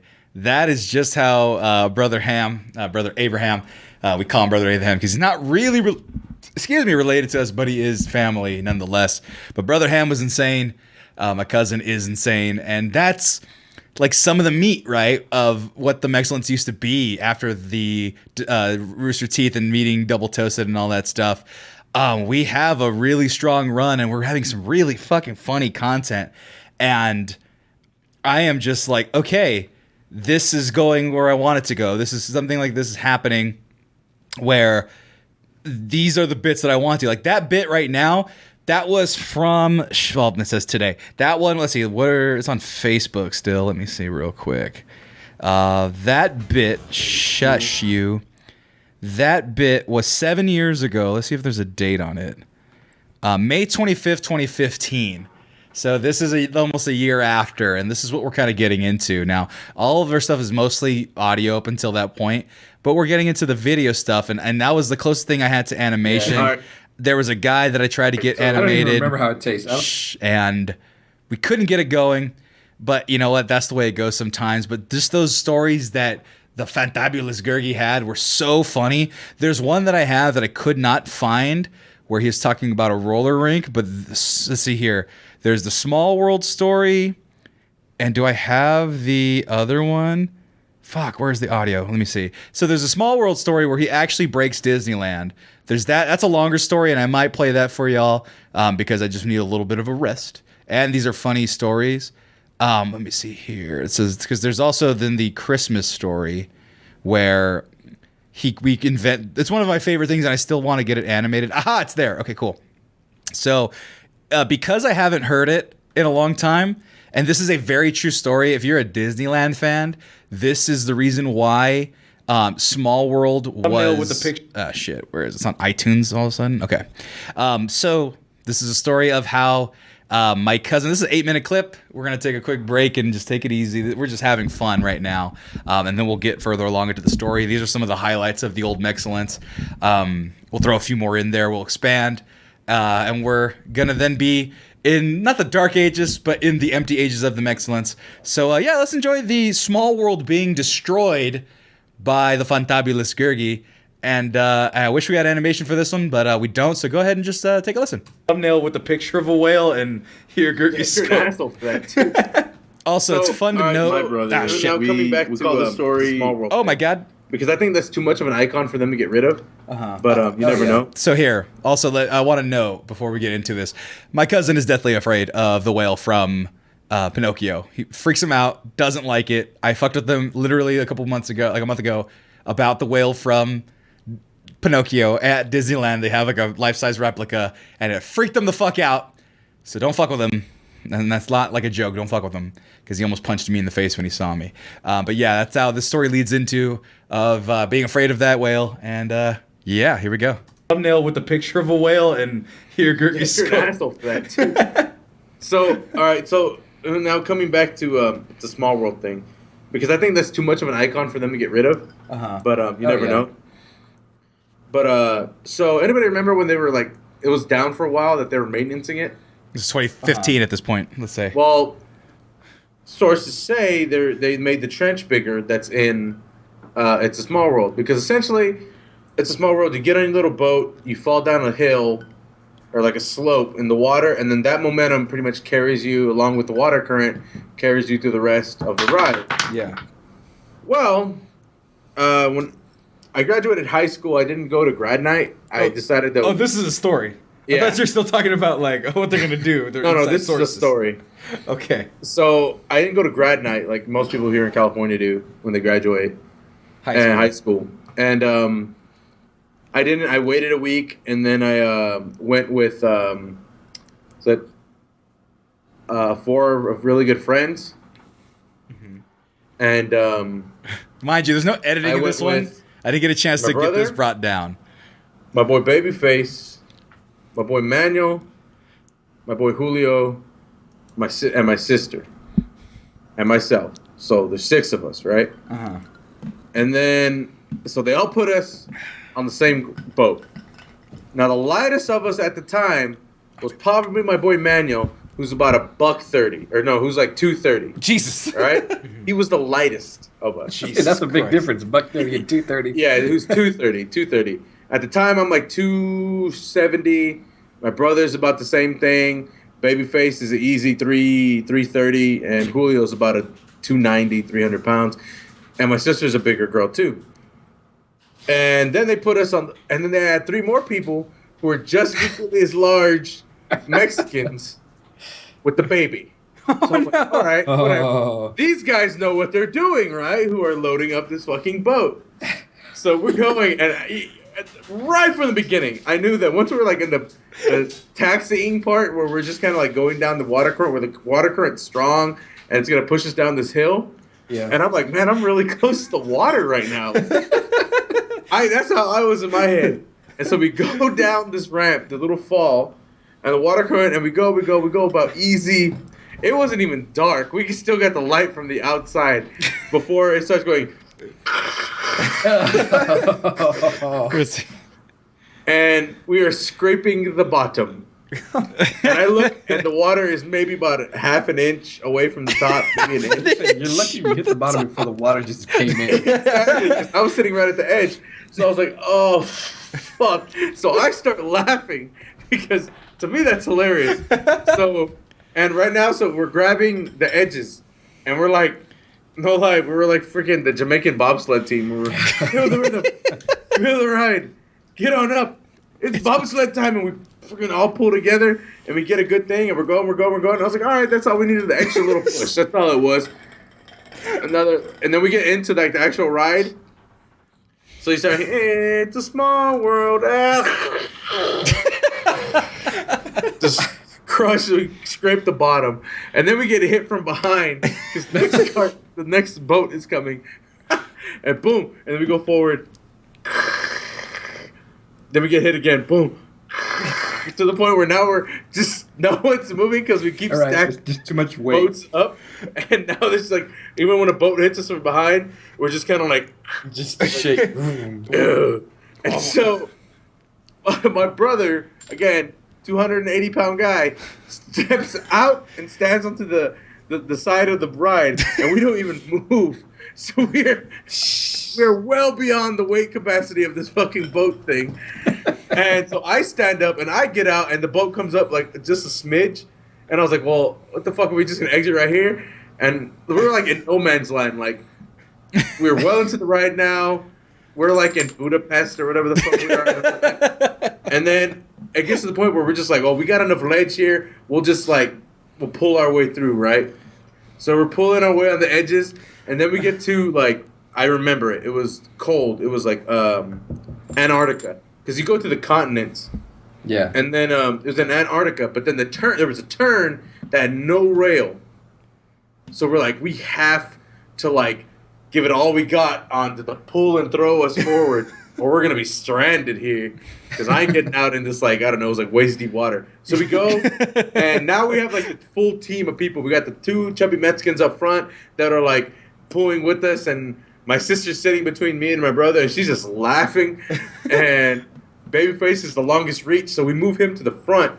Babyface is like 6'5". So he like climbs over seats and gets to the front, right? And then so we go, feel the rhythm, feel the ride, and we fucking launch it, and we're like, and so the other Mexican dude's reaching, Babyface is reaching, they grab the corners and like pull us in, and then we get to fucking like Atlantis. And you see like Ariel or whatever she's from, and I'm like, this isn't even fucking a real place. Like I'm getting upset. This isn't even a real place. And then towards the end of the ride, the water current picks up again because it wants to kick the boat like uphill, I guess. Yeah. So we like pull it, and it pulls us, and we go off into the turn of where you're supposed to exit. And the guy who's at the exit's like, "Hey, welcome back," smiling. And I'm like, "You're a dick," because there was guys like in their control booth, like looking at the yeah, they got cameras everywhere. Yeah, laughing their asses off, as I would be. And then we look over, and there's a huge line of people. The boats are all bumper to bumper, and then here comes our one lonely little boat with no one behind us. So everybody in line sees these like 7 big ass Mexicans pour out of this thing. This goddamn boat looks like the fucking Black Pearl Pirates of the Caribbean 3, where it just launches out of the fucking water. And And we were just like, oh, fucking, we gotta go. And we like took off and cut out into Toontown because that was like the nearest exit of hiding from people. So yeah, so after that, I like telling people that I've paddled around the world because I have. And even places unseen to this world. See, like I was genuinely pissed off. Like, this isn't even fucking real. Like I was pretty upset. You get so angry with the point where just the random things start bothering you. Yeah, like why's it gotta be so cool? What's that fucking Eskimo looking at me? Fuck. Why do all of them have Jerry curls? Right? That's true. Listen, all the kids they in all World have Jerry curls. You've never noticed. Because they trapped them all in the 70s. But I'm just saying. Oh my god! Like the way they have the Star Wars thing. Yep, and yeah, that is another legendary story. I want to play one more because this one tickles me, and this one was edited. This one was fully intended. Pardon me now, because I am a capitalist. Oh Jesus Christ! I am basically a Disney villain. There's a thread of Disney. This one's 5 minutes long, so. Once again, this is Christmas 2015, must be. This one was later in the Mexcellence development. Maybe even 2015. Yeah, 2015. Let's see, what do you say? Wait, where? Oh, I don't know what you guys are talking about. I think I'm missing something. Anyway, so this story, we were talking about, like, okay, well, it's Halloween is over, so it's Christmas. My brother sings a delightful song that cracks me up every time. I wonder, actually, you know what? Let's see how good Anchor is, because I want you guys to hear that, because that's the beginning of this podcast. Oh, Will's the Thrill subscribe with Prime. They subscribed for 4 months, currently on a 1 month streak. Will the Thrill is actually Guillermo from the Fantabulous Gurgi has now entered the chat if you want to see it there. But no, Gurg, you missed your around the world story from you literally just missed the ending of not only your mystery calzone with Brother Ham and your swimming around the world when you broke Small World, but we're gonna go on to your villainy for the Christmas Spirit ride. But before we do that, I want to see if there's a search button. Because shit, I want to be able to get to the end, and I don't even know if I'll be able to do it. God damn it, the way that Anchor is situated. I wonder if I can go to Spotify and find this, because essentially it's one of my favorite intro bits for the Mexcellence.com Mexcellence podcast period, because it cracks me up so much. I don't even know. Oh, geez. It's just a matter of how far and how fast I can scroll. Yeah, but we're in your monologue stories because they're so very, very funny. These are we got past RTX. We got past some of the gaming stuff we've done. We're at the bottom. Okay, let me see if I can find it. And actually, you know what? Let's go ahead and look at Spotify, because Spotify, a lot of these podcasts are still available. A lot of the early Mexcellence stuff. And once I got the thumbnails going, this is what they look like. Yeah, let's see if I can zoom in a little bit. There you go. Let me see. There you go. Look at that. Oh, crap. That's too big. Oh, my God. So big. Jesus Christ. Here, let's see. My computer. This is an old computer. Let me see if I can find the episode I'm looking for. But you look at all these episodes that we had. The one that I'm looking for. Oh, there it is. Martin was on the podcast. Some of these ones are just so funny. That guy had like a massive wang. Let me see if I can find. There it is. This is my favorite intro. Let's see. Play. You ready for it? I'm ready for it. This is my favorite intro of all the Mexcellence. Yeah, you guys. Yes. I don't know if you're ready for it. He's just gonna say this is the Fantastic Void. You better not say that. I swear to God. Chestnuts roasting on an Yeah. Mind you, this is the day after Halloween that we record this. So no, Jack Frost nipping at your we're not nose. doing this. Tis the season. Halloween is over, so it's Christmas. Thanksgiving, go with your parents. Go shopping, buy more shit. This is the Fantastic Voyage. That is one of my favorite intros of all time, and I believe it's the same episode. Do I have a description on here? No, I don't know. This might even be the same episode. But this leads into the legendary Christmas spirit story. It's named the Hunger Games. Now, because Jesus I'm a capitalist evil. Like iTunes is totally an ineffective way to play things, by the way, and I don't know why audio doesn't play on VLC. Why am I switching? But all the way, Nug is in here. Nug has been around for quite a long time, at least with the Mexcellence. He said, dang, the ever-increasing encroachment of Christmas was strong that year. Oh, yeah, that was the whole thing, is that at a certain point, we just got so meta with ourselves that we were just, like, layers and layers of meta and inside jokes. And classic Mexcellence, honestly, if it wasn't so relatively poorly edited, or maybe the sound quality wasn't better, the content is still really fucking funny. My brother and my cousin are excruciatingly funny, and I was an awkward 23, 24-year-old host. I didn't know shit. So I'm like getting my oats and stuff when it comes to that. I have very shitty opinions during that time. Like, I was like very anti-thick women back then because I didn't know any better. I had not seen the light, quite frankly. Like, there's a lot of weird things that, like, you just look at that Sammy and you're like, dude, shut the fuck up. God damn it. Please shut the fuck up. And you probably still say that now, but more so even back then. So that said, there's some good nuggets. They're all tagged pretty succinctly. So if you want to see like our Age of Ultron review, if you want to see our Batman v Superman review, if you want to see a couple of different things, legendary. This is one of the funniest fucking stories. I'm talking about your story. God damn it. Give yourself the credit that you deserve, Gerg. You fuck man. Yeah, I was anti-thick, man. And I've actually been to therapy about it, and I've discovered why that was the case for so long. If you want to talk about it, we can, but that's not the time. We're talking about the history of the Mexcellence. So this one was actually edited. I did want this one to be animated. Key, you could still animate this if you want. You could press record now, or I'll send you the audio. But yeah, and I'm talking about like bigger women. I'm not just saying like big booties and little waists and stuff. I was anti like big women, period. So yeah, very young, very stupid, but this was the time that it was in. But in this chaos, yeah, the Gergie had this fantastic idea for the Christmas spirit store instead of the Halloween spirit store. Well, I mean, I'll just let you take a listen, and you'll see how it is so legendary. So part of me now, because I am a capitalist evil, like I am basically a Disney villain. And so what me and my family were talking about is like, we need to buy, because what we want to do is, so now they have the Halloween spirit. Yeah. We want to do Christmas spirit and just have a store of like things that people really want. Have like retarded sales, like 500. We don't use those words anymore. $100 TVs, but have a set amount of them. Yeah. We have $100 55-inch TVs, and then like in the store have like a maze.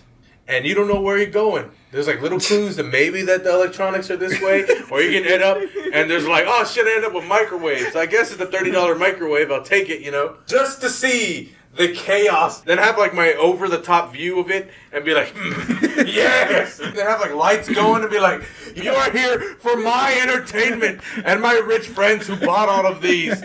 We care about none of you. Just say shit like that so they all feel like fucking shit. And at the end of the day, they'll be like, well, you got my $100 TV. It's like, you have GoPros all over the place. Yeah. Look at what you are doing. So make it Hunger for a Games. TV. You close make it Hunger Games. Yeah. Rock bottom somebody else.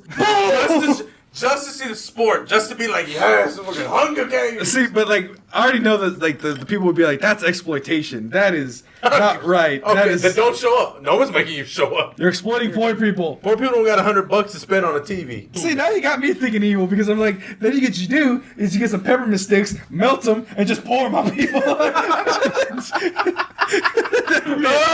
I gotta get that TV though. It hurts so good. It hurts so good. Oh, just call out different deals.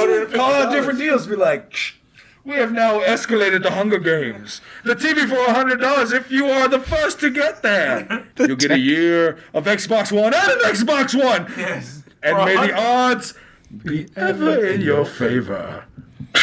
See, what we'll do is we'll get the Yeti, the old Yeti from the Matterhorn ride, and we'll have him come out of nowhere. Oh my god! And then you have like, and at the end, you'd be like, you saved $4,000 today. Be like, yes.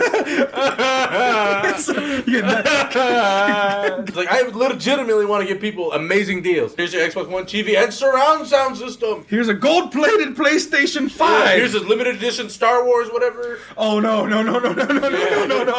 Do not include Star Wars into this shit, dude. Yes. You're gonna give people You're gonna get people legitimately murdered. You telling me if you put a limited edition signed something from Star Wars, like Signed DL-44, signed by Han Solo, not Harrison Ford. Signed by Han Solo.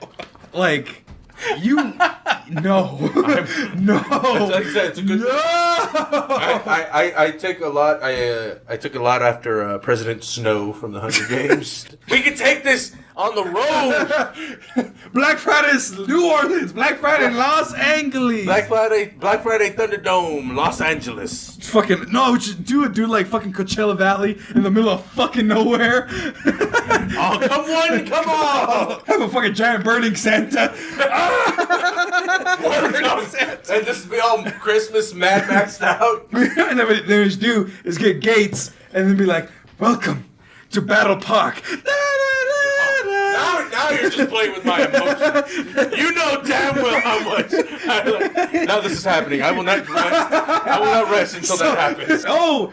Then I have a little kid dressed up as Ralphie shooting at people with a BB gun.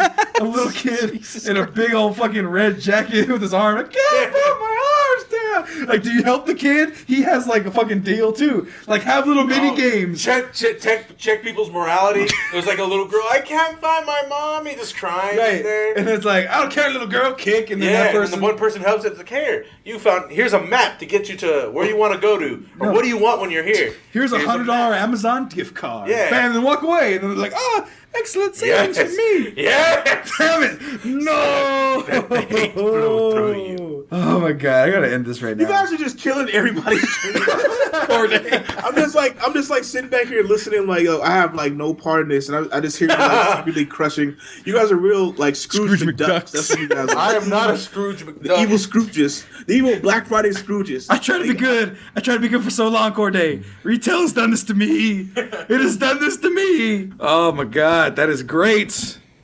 Whoever's gonna animate that, good luck to that man. Thank you. Oh, I need to get somebody on that soon, man. I'm like, hey, I'll expedite it. That shit is brilliant. It's brilliant. But anyway, folks, this is God. Oh my god, this has been the Fantastic Voyage. That was the end of the fucking show. Jesus, wait, where is? There you are. Oh, it's freezing now. Oh, well, that's great. Oh man, but. And force quit iTunes. So that's where we were at. Now, in the chat, Fantabulous Gergie was in there. By the way, PS5 was just made up. It wasn't even a dream at that point. There was another cast member. And we have the Blaxcellence podcast here, but this is the original Blaxcellence. This is my friend Corday Snell, who's actually a comedian out in the Bay Area. He's actually very successful.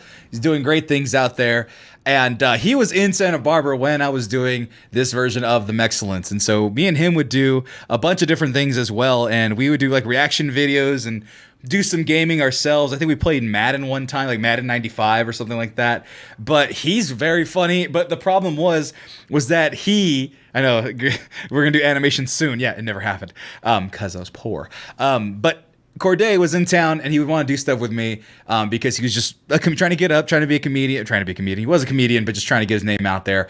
And so like we would do things like we did this response to, there was this Nicole Arbor video. If anybody remembers this lady talking about fat people being stupid or whatever, like she was awful.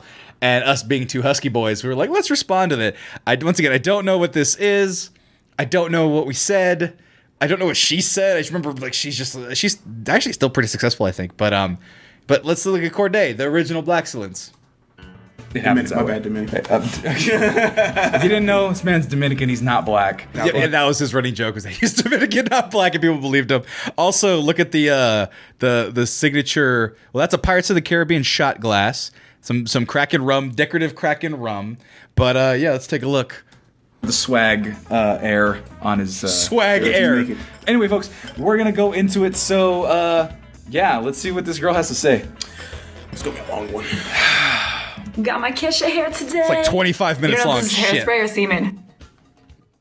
That's a good way to start. First off, so Kesha is irrelevant. Nobody cares a fuck about her. Right. Hairspray or semen? Oh, we don't know if Kesha. That was during the bad times. I'm sorry, Kesha. We didn't know. We didn't know that you were going through the bad times. Obviously, semen. Dear fat people. Wait. Is she gonna write a letter to us? I'm excited. So, hey man, I don't get too many letters. I know. I don't get too many letters. Oh man. So it seems like she's about to write us something. It's not gonna be like an actual email. I get a ton of those are going to Yeah. It's like you want to make your dick bigger. We are trying way too hard. Some people are already really mad at this video. Why would they be mad? They're getting a letter. I Letters know. are fantastic. I love letters. God damn it. God damn, this is awful. God, like talk about what they call it, like cutting your baby, or what is it called? For editing, like just get rid of half of this shit. Because gay people are discriminated against, wrongfully so. No way. What? When did this happen? This is making me cringe. We're not watching any more of that. But there's Corday. He's a much better performer than I was and stuff. But yeah. So things started taking off, and you know what? We can look at some of this. We got fan art from people. Like, let's see, we got a painting from somebody. Let me see, what else do we got? We got some pixel art.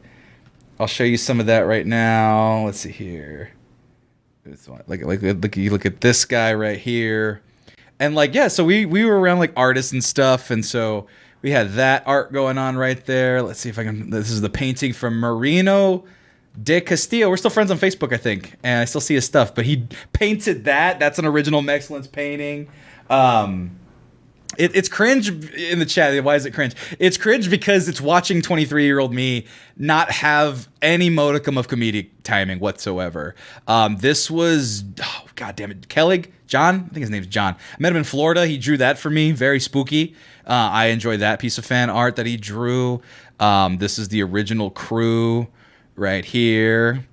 And let's see. This was one I made for the show. I was really into Disney. I'm still into Disney a lot. This one, once again, influences some of those things, some old-timey stuff there. But yeah, this is some of the stuff that I would do and create just to get the promotion out. Now, I lost a little bit of that creative, almost I lost the time to be a creative bug on this type of stuff. Here's a very, I don't know why we're all wearing fedoras, but this is how the setup used to be. Actually, it was on this computer exactly, if I'm not mistaken. And what was that? Who is this? DTA podcast. Now following. Welcome. Is that DTA? Yeah, it's DTA. Welcome DTA podcast. But yeah, that's what the layout looked like. There I was in my old apartment. There's a fantabulous Gergen. There's my brother. And let's see if there's any other interesting artworks and whatnot. Don't think so. I think you saw all the artwork. You've seen some of the gaming. Here's some video of some preliminary, the t-shirts being printed, locally sourced. You know, we were just doing all these things that we tried to do to get going, and we built a lot of momentum. You know, Tommy, if he was here, we had that right there, the Attack the Census shirt. That was from his comic book. And then on the second year of the Mexcellence, we actually hosted a lot of double toasted events. So we went to Austin again, and we hosted. And if you want to look at an old photo, there's Tommy right there wearing my shirt. There I am. There's Corey and the crew. There's my cousin. That was the second time we went. Ray, Tone Royal. Let me see what happened here. And if you want to see another thing from that event, let's see if you recognize anybody from this photo. Well, there's Martin Thomas, and there's Emo, there's Ganja. I forget his name because he's not been around for a year. And there's Marco. There's the Mexcellence's Marco. So that was actually the first time I met Marco, first and foremost. Second of all, he had just got done with deployment. He got out of the military, and I think this is either the same or the following weekend. So he is fresh out of the military, and he comes to do this event, and I meet the guy, and I'm like, man, this guy seems pretty cool. And we keep in touch. We're friends on Facebook. And that's how I met Marcos. So now you've seen how Tommy was introduced to the Mexcellence, how Marcos was introduced to the Mexcellence, and we had a bunch of fun there. So from that moment, I'm like, okay, we need to get more video content out there. I need to get this shit going. And so I start Corday. Here's some preliminary fan art, or not fan art, but art I commissioned as well. There's Corday, there's Chile G, my brother, me, all as skeletons. I dropped us being skeletons a long time ago because that's very hard for people to draw with personality without any foresight.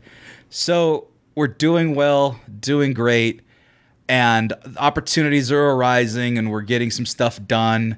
I'm making t-shirt designs that people are getting tattooed on their bodies right there. So that was an interesting thing. That's one of two people doing that. Let's see here. I got out of the military and now does podcasts. If I had $1 for when that happens, I'd have $3. Well, I don't know the other ones. Also, shout out to Dominic Cellini. I think that's how you say it. No, that's not it. I commissioned him that. Apparently, that was one of his earlier commissions. He has like 100,000 followers as a really successful webcomic. But I saw his artwork and I go, man, this guy's really fucking good. I need to get on that. And I think he charged me like $25 for that. And he ended up being the artist for Double Toasted's like event posters and stuff. We're throwing shout outs. This is Albert, the original Mexcellence, mexmerch.com.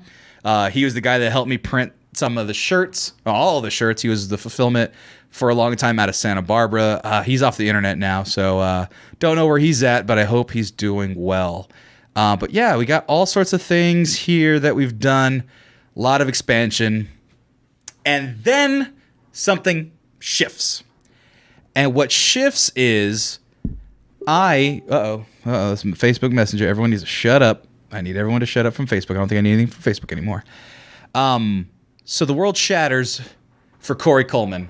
So Corey, at this point with Double Toasted, has a couple hosts that are doing really well. I mean, he's got Corey Goodwin. He's got, I don't think Patrick Gertz is around just yet, but he's got Danielle Delaire, got Ray Tone Royal, Ray Virial, and everything is going wonderfully. He's got Tommy McGrew, and he's got a couple other people. Well, and Shay, who is also on Double Toasted. If you guys these are all people that were on the show. Well, Tommy McGrew unfortunately had to leave Double Toasted, so he left Double Toasted, and he was now absent as a host.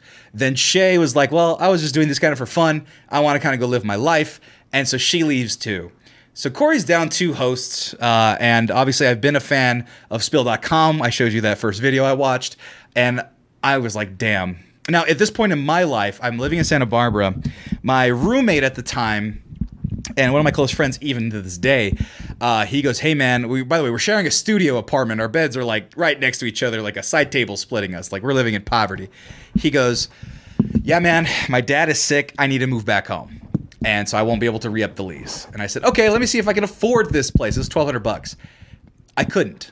And I'm not even paying that in this apartment now. So there was no chance in hell that I was going to be able to do that then. So I try to find a place.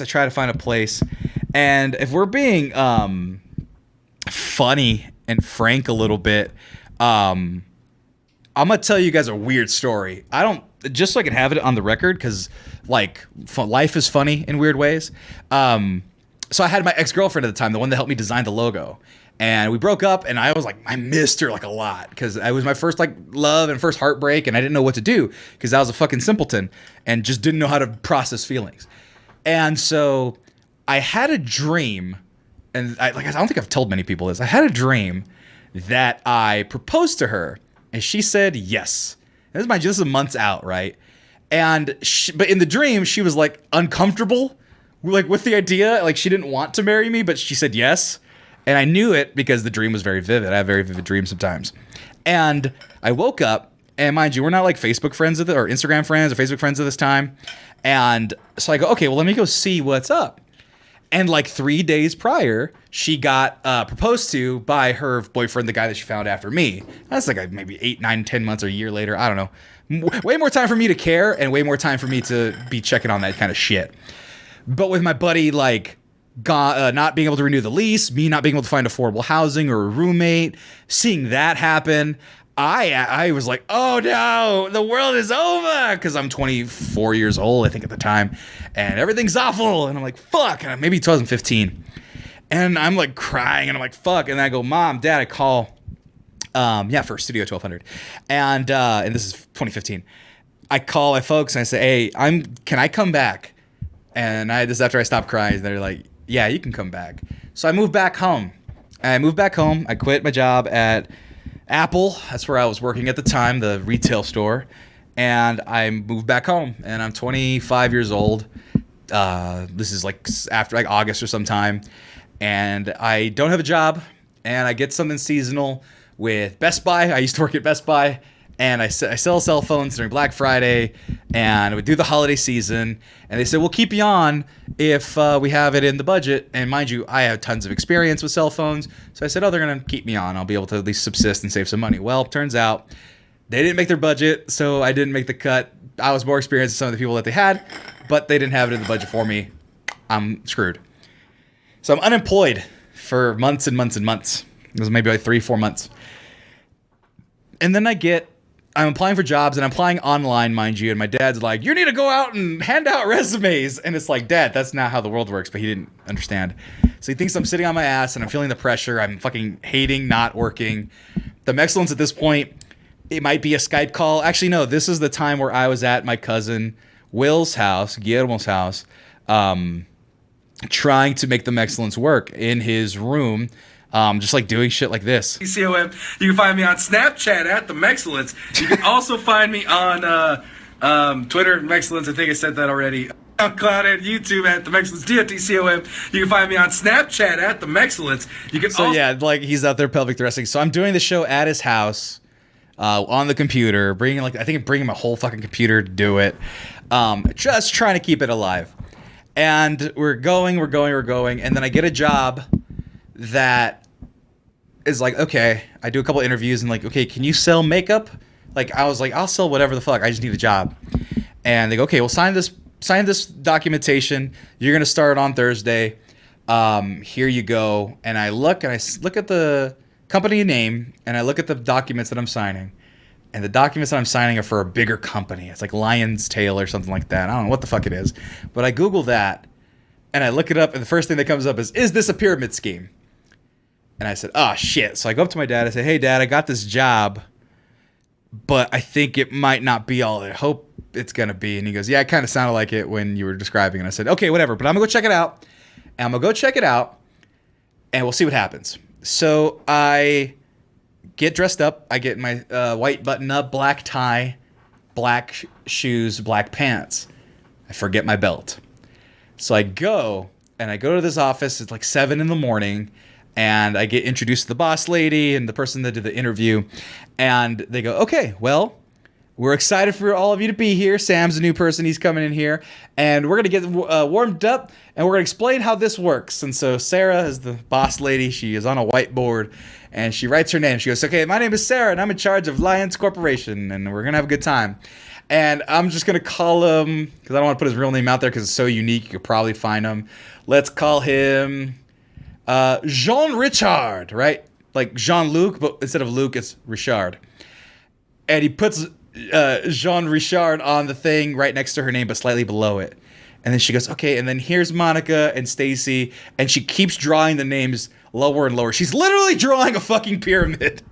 I have joined a pyramid scheme at 7:15 in the morning to sell makeup. And to be specific, bronzer brushes, but also like hair curlers and hair dryers.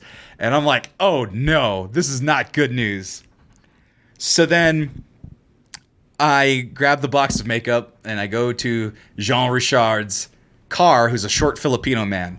And he's also wearing a white shirt, black tie, black pants, black shoes. We look like Mormons, okay? We look like Mormons. And so we're going to sell this makeup. Me, a tiny Filipino, Jean Richard. And when you sell makeup, you go, okay, well, where are you going to sell makeup? The mall? Hell, maybe even door to door.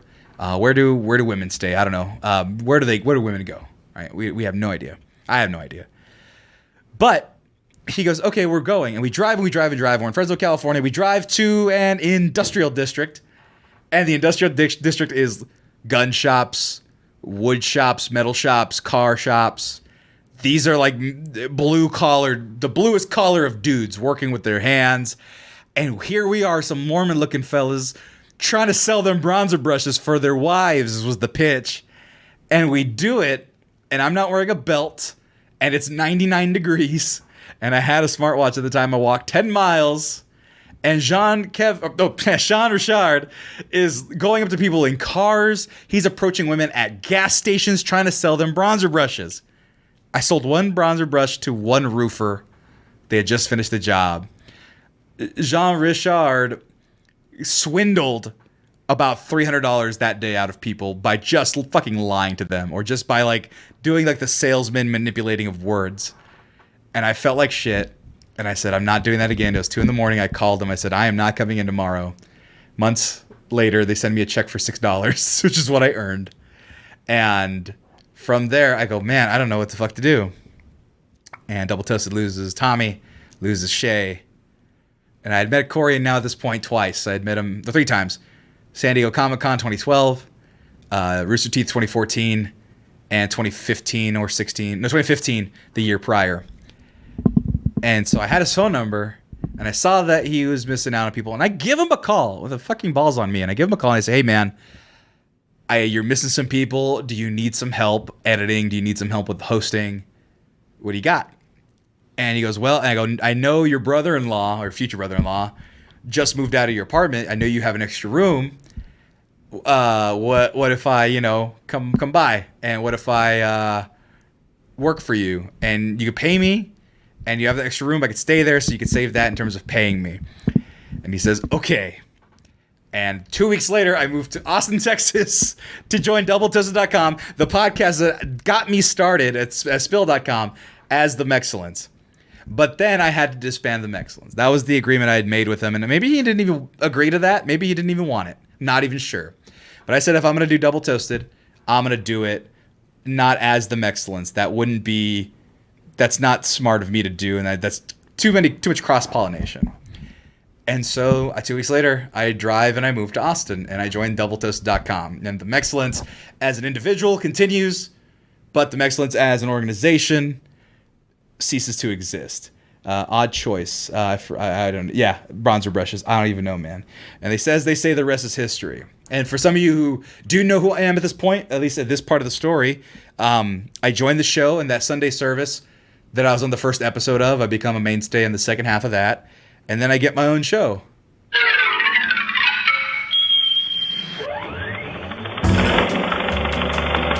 Welcome everyone to Sammy Ain't Seen Shit. God, they said it wouldn't happen, and here it is. And here it is. And just in case you're wondering, people, I'm not Sammy. I've seen shit. He has not. I haven't seen shit. That's the same shirt I'm wearing right now. And that's it's not the same hat, but I mean, I could literally recreate this design. I have that hat in my room. It's literally, this shirt is that old. It's the same one. That's pretty fucking funny that I'm like, hold on, let's see if I can create the face. I gotta get closer. Hold on. There you go. There it is. Everything is old and new. Sammy ain't seen shit, goddamn. I ain't seen a goddamn thing. And the premise of that show, as I've not seen a lot of movies, and that's why the guys currently give me a lot of shit, is because I haven't seen shit. And in that episode, Corey hosted, and I proceeded to host 83 of my own shows. And I was a part of the Double Toasted crew for 3 years. I did a lot of things. Traveled to a lot of places. Let's see, I traveled to Seattle, Houston, Dallas, Chicago, Orlando, New York. Did I say Seattle? Los Angeles. I'd been there, but we did a show there. I think that's everything. Chicago, New York, Florida a couple times for playlist lives and whatnot. Met Key actually at one of those events. Key, who's in the chat right there, Keychain. I met a lot of people who have seen me and met me at this point during that time. And I was at these YouTube events. I was a fucking baller. This is an old video from like one of the old playlist lives. It's all grainy because it's from fucking Facebook, but look at I am. I think I'm the fucking shit. I'm over there just being a YouTube influencer and shit. Like I am full of myself. But those were some of the best times I had at those events, meeting all those content creators. And I was the Mexcellence during that time, but I was not, and there was no Mexcellence to be had. And it was kind of sad because I wanted to be the Mexcellence. I had been the Mexcellence for so long, and I had done the show for, at that point, 2 years, and I had to give it up. And I chose to give it up, but I had to give it up because, like, this guy, by the way, going back to the TV imagery, I had started producing video content. These were things that I was doing in my little apartment in Santa Barbara. And I was trying to be like a influencer and stuff. And I had done some collaborations with some people as the Mexcellence. Shout out to Eddie G. De Burcio if you're into Mexican content.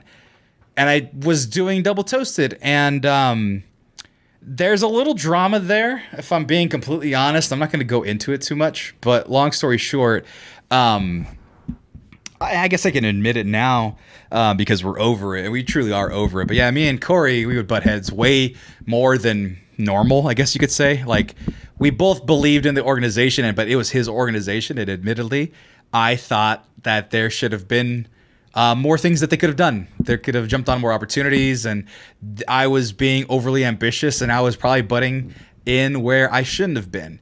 Now, were some of my suggestions correct? Well, the ones that he took, a lot of them were successful.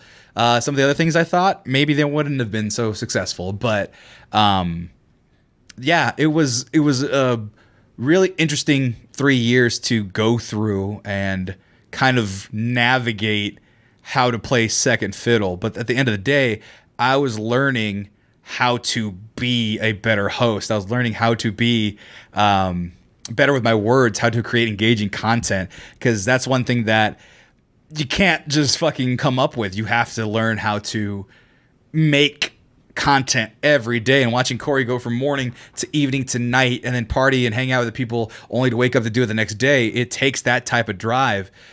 And I had to be sure that I had the shit.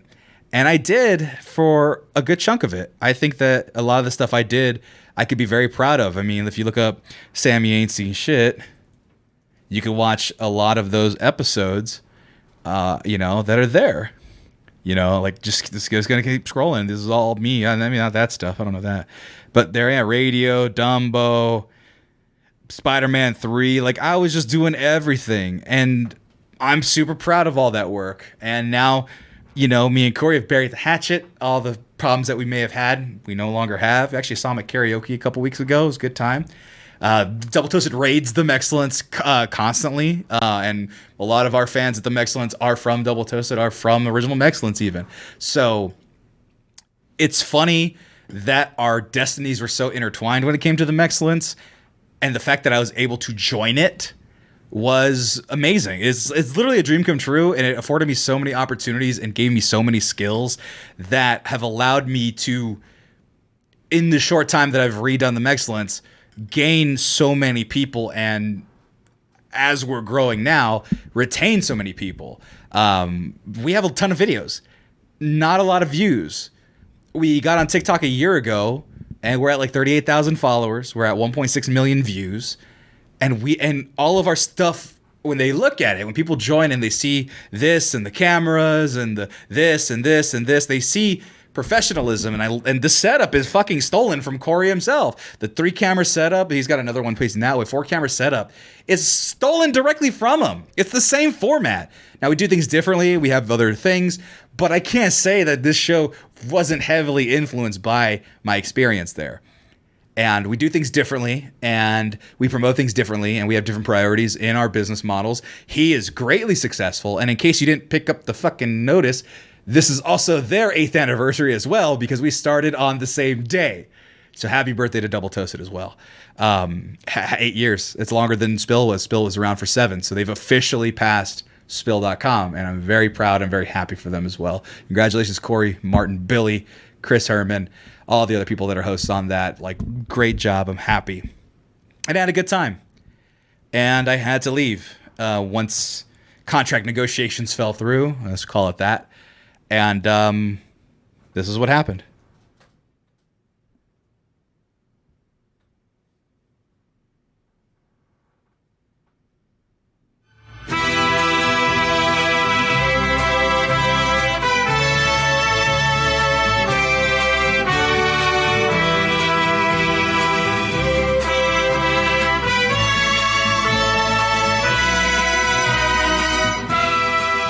And the second iteration, maybe the second true iteration of the Mexcellence was born. So when I say 8 years of Mexcellence, it's really been 5. So we had the first 2 years, and now we're maybe 3 years before, 14, 15, I joined in 16, and then 17, 18, I quit early 19, 20, 21. And that's when we get the modern crew of the Mexcellence. And yes, it was the perfect song. And was the final episode English Hulk that Gert suggested? Yes. Also, a Mexcellence regular, Patrick Gertz. He was on Double Toasted. He quit because he was focusing on his career. He lives down the street from me. We are friends, and we watch sports together when possible, and we have a good time. And also, I forgot to show one of my favorite things from Double Toasted is me and Ray running around as Pikachu. So real quick, let's just jump back to Double Toasted and the things I did there. All right, right, guys, so we're out here. Ray is gonna jump into that Pikachu hole. It's one of my favorite videos I've ever done. Let's see if we can find some trainers to entertain, all right? I love my job. Yeah. We're not paying you for this. What? This is my old car. Get in the goddamn suit, Ray. Of course! That's exactly what we're doing. Put it on. Get in there. Get in there. It's hot, dude. Hey, how you feeling there? Hot. Hey, Ray, doing that from Inside Pikachu. Inside Pikachu. I want to be the very best, and no one ever was. Brown. And this was at the height of Pokemon Go, like when it first started. And like we were just going around acting a fool. Like he was dancing by the river. This was like such a funny fucking time. It was like 98 degrees and Ray was literally dying. I had to feed him water. I think one of these clips in here is like him inside the suit, where he's like literally dying and drenched with sweat. Another thing that's funny, one of the girls in this video that I alluded that I got her number. I actually not hang out with her. I see her around now and we're friends. We met like a year ago, maybe even less than that. And I was like, yeah, you were in our Pikachu video. And she goes, what? And I showed her this video and now we're friends. Let's see if I can show it. It's actually pretty funny. How are you? Ray, another picture. Thank you so much. What's your name? Sam. Sam? Yeah. Sam, Nice to meet you.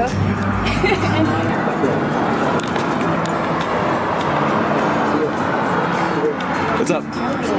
I'm helping Sam get girls by dressing up like Pikachu. This is what it's come to. And she's like a really great artist, which is hilarious. But yeah, I was like, I didn't actually get her number. I was like, here's here's Double Toasted, bye. And I probably could have gotten her number, but I was hot and sweaty and making sure he didn't fucking die in the suit.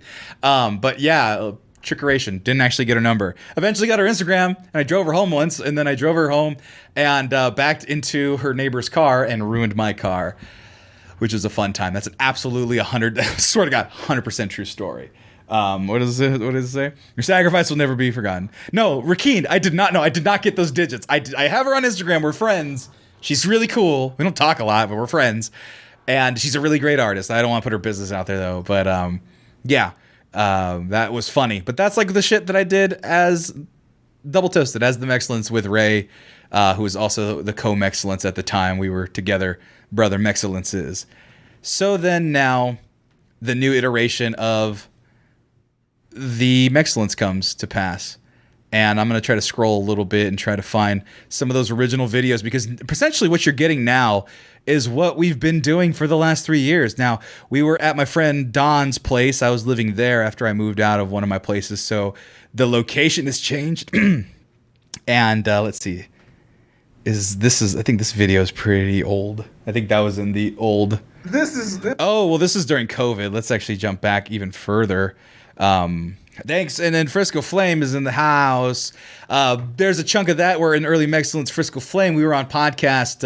What was it called? The Sports Bar Podcast. And yeah, that was a time that we had that I was just trying to do everything and anything. Let's see here. Oh, man. I'm trying to find early Mexcellence. I don't even know if we put it on YouTube at the time. Jesus, we might not have. I might have just been recording it and then not save. I mean, I think I saved it. Fucking shit. Is this at Don's place? Chili's. Please. I'm going to put this on Twitter. Oh my God. No, but well, this is some of the earlier. Well, let's actually, I'm jumping around all over the place. I know this is really fun and exciting for you guys to watch me try to figure this out. But we were doing the Mexcellence in the apartment. There's some Instagram video there where we were all cramped shoulder to shoulder in Don's extra room. And we had the same kind of similar studio here, almost the same setup. COVID then hits after about a year of doing that. And we were building some steam. Weren't really going anywhere, to be honest, though. And then we had some Apex streams. Actually, Key, you actually bring up a very good point. One of the things I started doing was bringing back Apex Legends, or rather jumping into Apex Legends. Let me see. That was one of the things right here. There it is. There's a Apex stream right here. Bringing it back. Someone's here. Oh, this is me not being good at Apex. Someone's here. Contact with hostile. Civilian airstrike.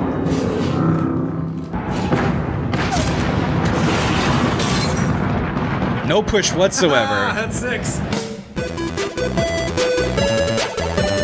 And obviously the 8-bit thing has permeated the entire Mexcellence. But when COVID hit, we had to do it remote, and all the guys were doing the podcasts, and we were doing it all on Skype. Bro, like, why y'all come and have me like this? We're helping you, Sammy, because we see potential in you. We see potential in you, Sammy. There's the old logo with the unified teeth.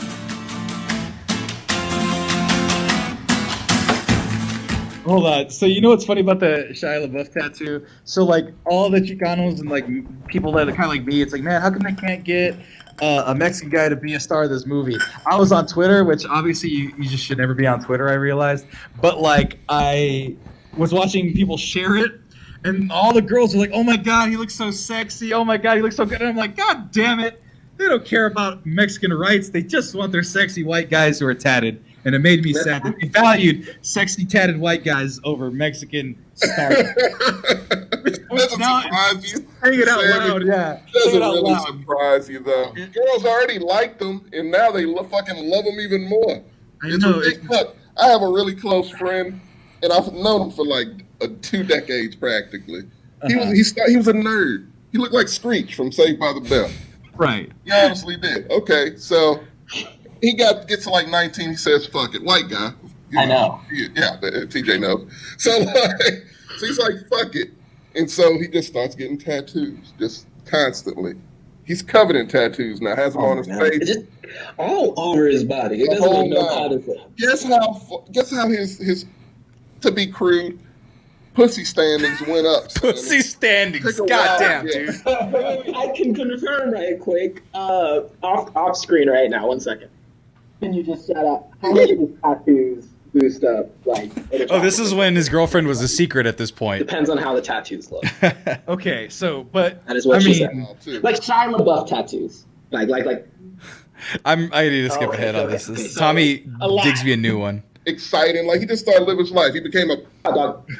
Like I want to talk about it. Let's see here. Alter ego that's like an enforcement. Be a Mexican pin. Get nice 3-piece suits. Come on, Sammy. Oh man, the women you'll get ridiculous. Hey, all I'm gonna say is that the tattoo will work faster than the elliptical. Thank you. That's true. The tattoo will work. JJ chiming in with wisdom. Sammy. Look, I'm gonna be honest with you, Sammy. You're not a mysterious motherfucker at all. It's not a lick not at all, dog. Of sexy mystery to you at all. Gotta add some mystery. Everybody has an air of everyone has an air of mystery. Everyone. And I look at you and I just see safe and nurturing and warm. I mean, you look warm.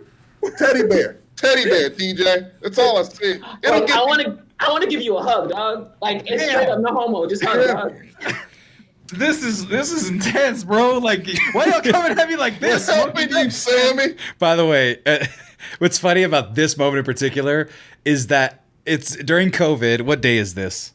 This is July 27th. So February, March, April, May, June. This is 4 months into COVID. My descent into a very, very, and I mean very deep depression is starting right about now. And they're saying all this shit, right? They're saying all this shit. And during this time, I am in like, I'm slowly losing my sanity. So if you're watching this clip, I'm going to fucking ruin it for you. I'm laughing to tears, but I kind of just want a regular cry. Not because they're doing anything that's particularly mean. I mean, obviously I'm laughing about it, but because I am so vulnerable and I've been isolated in this place for 4 months straight.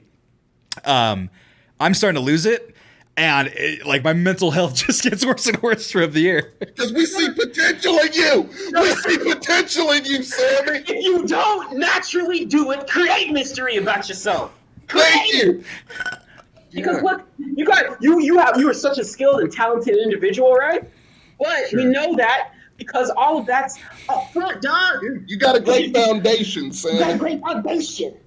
So now you gotta good bones. You're like you're a house.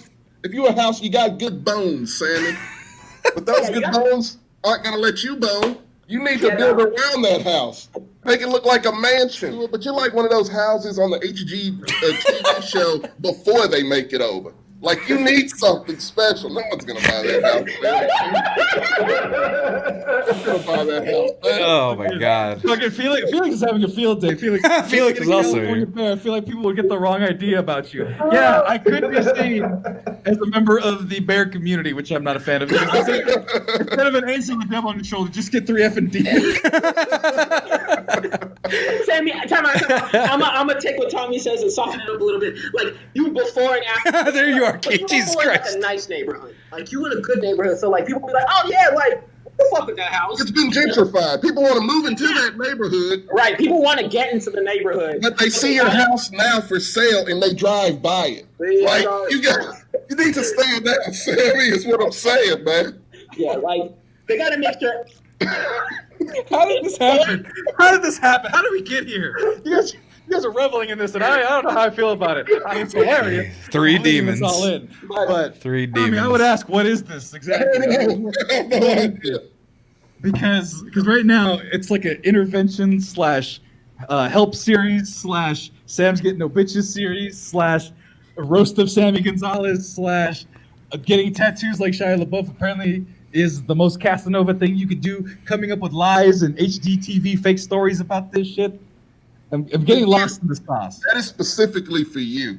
Me, TJ, JJ, we can be ourselves. You kind of need. I'm not good enough to be yourself. A little spice, Sammy. Is a little cayenne pepper. Let's put a little cayenne pepper on Sammy. You know? God damn. So, it, like, dude. what, you want me to, like, first? You want to get, like, a motorcycle? Just drive around on a motorcycle like a...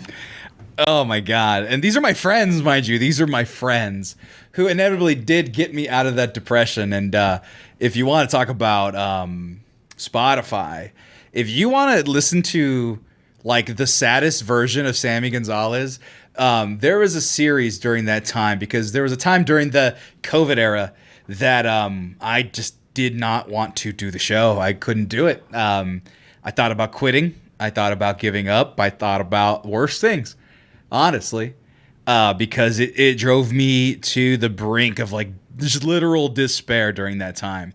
And I can be honest about it because, well, first of all, I'm outside of it. And second of all, it made me realize that, 1, I want to be alive, and 2, that this stuff is worth doing. And let's see here. I'm going to try to pull up kind of where, because we were doing shows pretty consistently. So, like, I would say here's the junction between Old and Excellence and when I came back. March 2016, the last one was The Fantastic Voyage, March 29th, 2016. August of 2019, I came back, and some of these first ones were in-house. Great episodes of The Scene Countdown. We were just doing one show a week. That was the new... I mean, that's all we were doing. We did a movie review for Rise of Skywalker. Like, literally, that's all we were doing. And then we started dissolving. I was like, I don't want to do a top 5. Let's just kick it with the COMPAS. And we started just messing around. And then from here, we kept going.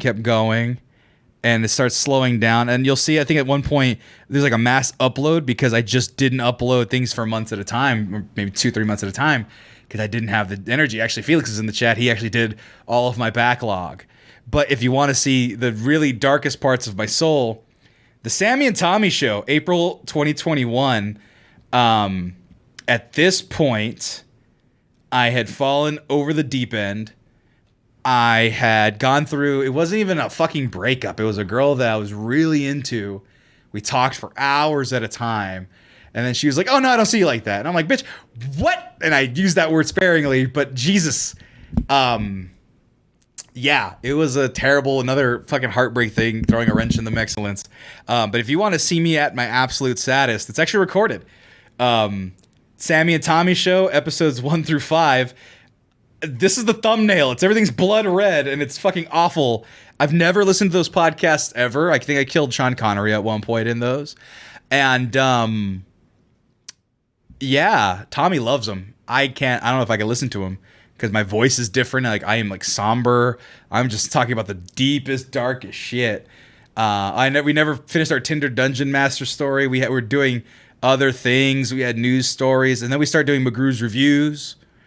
We started throwing in those things. Mongrel Radio was an old show. It was our political podcast that we just couldn't maintain, and things kept going and growing, and Más o menos Mexicanos was the show, and long story short, here we are. And the show that we've been doing now after that depressive episode, let's call it a year now. Let's see here. June 2020. Let's see, July. Where was the last July episode or first July episode? F9, spoiler review, McGrew's Reviews. That was the first time I put an Instagram post using our current template that we use. And pretty much every episode from here, we had done 50 episodes of the Scene Countdown by that point. And and that was when I met the girl from the Pikachu video, August 2021, so almost a year ago.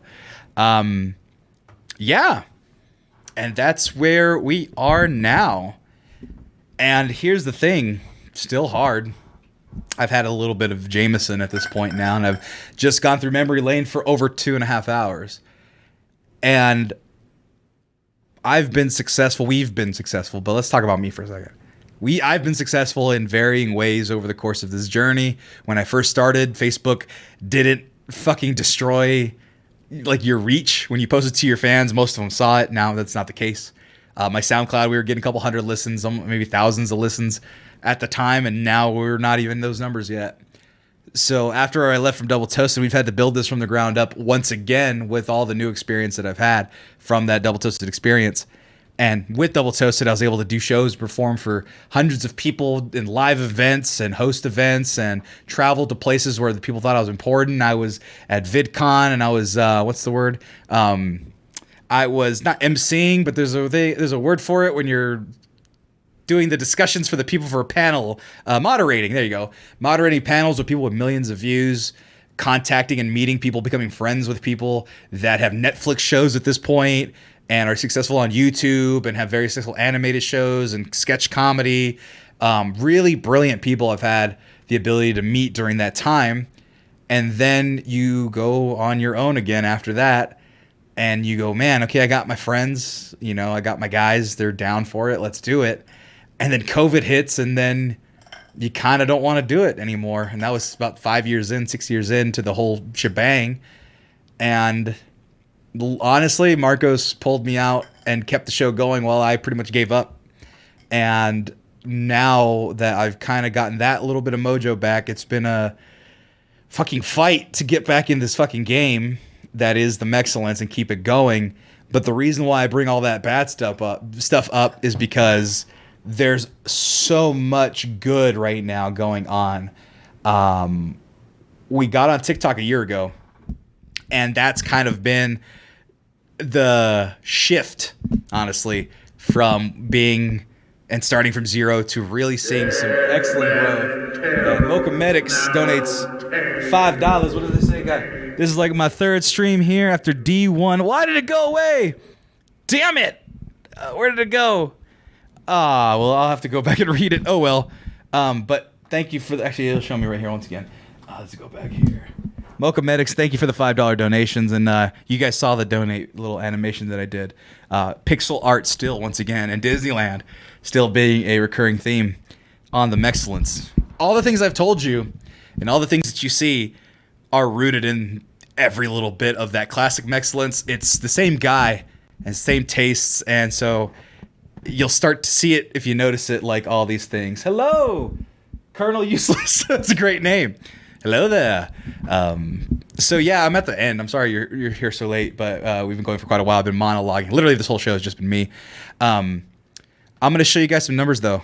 Let's look at the last 90 days. Oh, that's not going to look good. Let's see here. Let's look at all time. I'm just going to show you the audio listens, and we're going to take a look at that. So here we are. We're August in 21. We had moved over to this new platform with Anchor. 22 listens on the week going. I think, what was this episode? Danielle Delaire came on. This was Spider-Man No Way Home. This was... Oh, yeah, my prom date reached out to me because she saw me on TikTok. That was pretty interesting. the first episode of the Blackcellence, and here we are now. And we're just like the number. It looks like it was going back and forth. This is weekly, and we're halfway through this week. That's why it's so down right now. We have until Monday to get that up, but it's going up, and we don't have a ton of listens. We're not like on the fucking big scale of fucking podcasts. And honestly, I was once on the top of Podcast Mountain. Double Toasted is a fucking high caliber podcast, man. They're up there. A lot of the top of the line they're swinging with them. And so I have that. And Felix donated $5. What does it say? You're a good dude. Happy to know. Drinks on him when he visits Austin. Appreciate that, Felix. But you look at the TikTok growth, 1.5 million. Some people found us from TikTok. The YouTube has recently just started spiking. We have a bunch of money that we've saved from our Manscaped sponsorship. And we're in a position now to where we can start saying, hey, other brands, we've been doing this kind of success with Manscaped. Maybe give us some stuff. I'm going to talk with TJ this week about that kind of stuff. And all this fucking work, all 8 years of it, is barely starting to come to fruition a little bit. And it's not been easy. And once again, it could be just 5 years. Let's say you cut out those 3 years in the middle for the organization. Yes, for me, no. And say, well, you're not really succeeding. You're not really there yet. But these guys here, my team, do a really fucking good job. They're all really, really fucking talented. And I believe in every single one of them. And they're all smarter than me in different ways. And they all check me in ways that I'd rather them not some days. I kind of get big-headed. And I kind of think I'm Mr. King shit sometimes. And they keep me in check. And they keep me in check in a way that keeps this shit in line. And it's hard work. I fucking hate it some days. And I want to quit some days. But we're not there yet. And I'm not going to stop until I am. Where there is yet, I don't know. I might be satisfied with a silver play button and then call it a fucking day. I might not be satisfied till it's gold if we get there quicker than I think. Colonel Useless, thanks for following. Appreciate it. As I'm doing my sad and deep monologue right now. But you've seen where this has come from. Like, now you have a fucking episode, and I don't have to explain it again. And it's kind of neat that I was able to pull up all those clips because I don't throw away anything. I keep all the files and shit.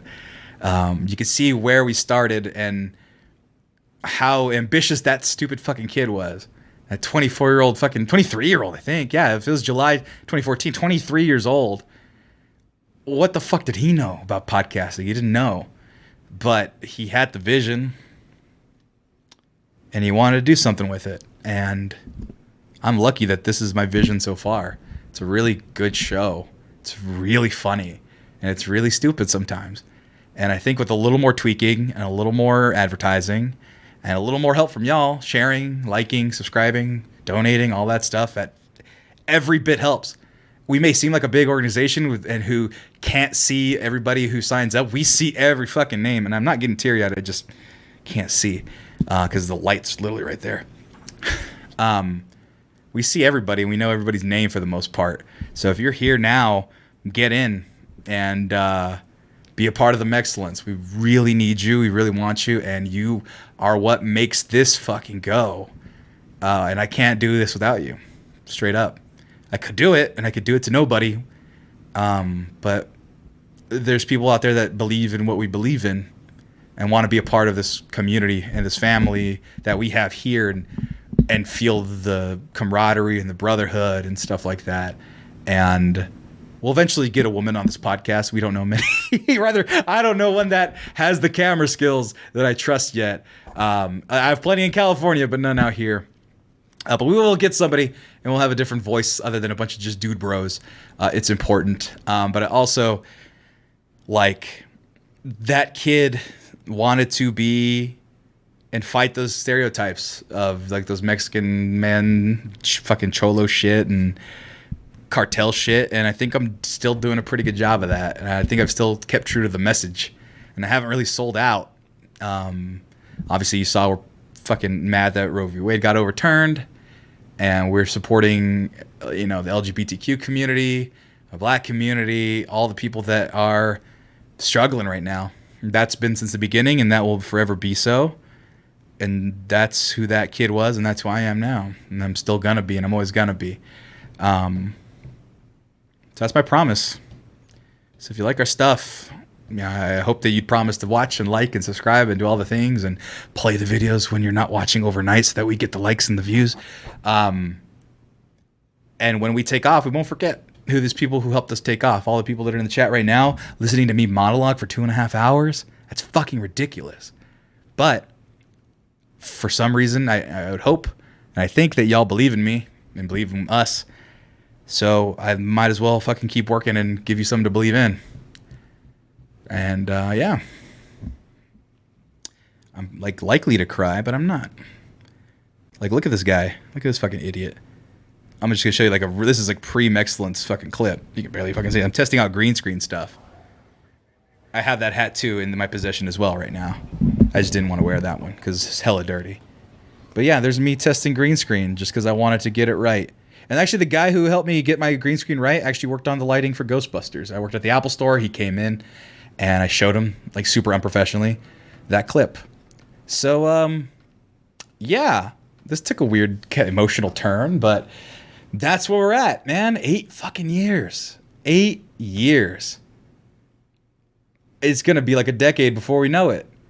I'm a grown-ass man now, and I'm ready to fucking succeed at this now. So, in the next coming months, we're going to have a big giveaway for our 8th birthday. We're going to do, I think, a 12-hour stream. We're going to schedule that. We have a couple birthday weekends, so I can't do it this weekend. Or we have 4th of July this weekend. And then I think it's TJ's birthday. And then Tommy and Marco have the same birthday. And I think it's the following weekend. So it'll probably be the weekend after that, or maybe August, when we'll do our 8th birthday party, 12-hour live stream. And we'll be celebrating that. I'll be gaming, we'll be doing shows, we'll probably bring some guests in, have some people over. I'll see if I can get Corey or Martin in there. Obviously, they've played a big part in what this organization is, and so it'd be a good way to celebrate with them if they have the time. Otherwise, if you have any suggestions on any content that you want to see, I have next week off, and I'm going to get some new shows in, and if you have any ideas for top 5s, or if you have any ideas for show topics, let us know, man. Like I said, it's real small. It's me on most of the social media. Marcos might jump his head in a little bit. It's me commenting on YouTube. It's most of the time me commenting on TikTok. So if you're out there and you want to talk, we're accessible. We're working on getting a Discord. I don't know anything about that really, but people want to talk on Discord, and I think I can give some of my time there, be a little more accessible. We got new designs coming out for mexmerch.com, which is formerly mexcellenceshop.com. But yeah, if you haven't been to our store, look at, like, we've been doing shirts since the beginning. And these are our newest iterations of the shirts, and they're really good designs. I'm very proud of them. Like I said, I've been doing this for fucking 8 years. A lot, like these hats, 8 years, an 8-year-old hat, you know. So the guys trust my vision. I hope y'all do too. And if you got a drink, raise it one more time, because we're looking at 8 years, and in the next 8 years, let's hope in the next year we can really, really, really, really take this growth and capitalize on it. And then by year 10, we'll be where I've always wanted to be, which I still don't know where. But let's drink to that, and drink to 8 years of success. Congratulations, you 23-year-old bastard. You're doing all right. Cheers. And with that said, I don't got much to say. Raising a glass of tequila. Discord's a great idea. August 1st is my birthday. Oh, Nintendo hockey. Where's the rest of us? Oh, this is just me. This is an off day. I canceled yesterday because I was finishing up work. I was late and I got tired, and then I realized, oh yeah, I'm going to just do one for the birthday anniversary. So this is all impromptu. So if you think I can't stream for 2 and almost 3 hours by myself, you got that fucking wrong. And also, I would need to do what, 12, 11, 9 more hours of this, and I probably could. Maybe not talking, but maybe with the help of others, they could rotate in and out, and we can have a good time. Thank you, everybody. That's it for the show. Trying to find the rest of what? Trying to find the rest of Sammy. Oh, I don't know what that means. You guys are speaking gibberish. But with that said, let me find the appropriate clip. Where'd it go? Is this it? Nope, that's not it.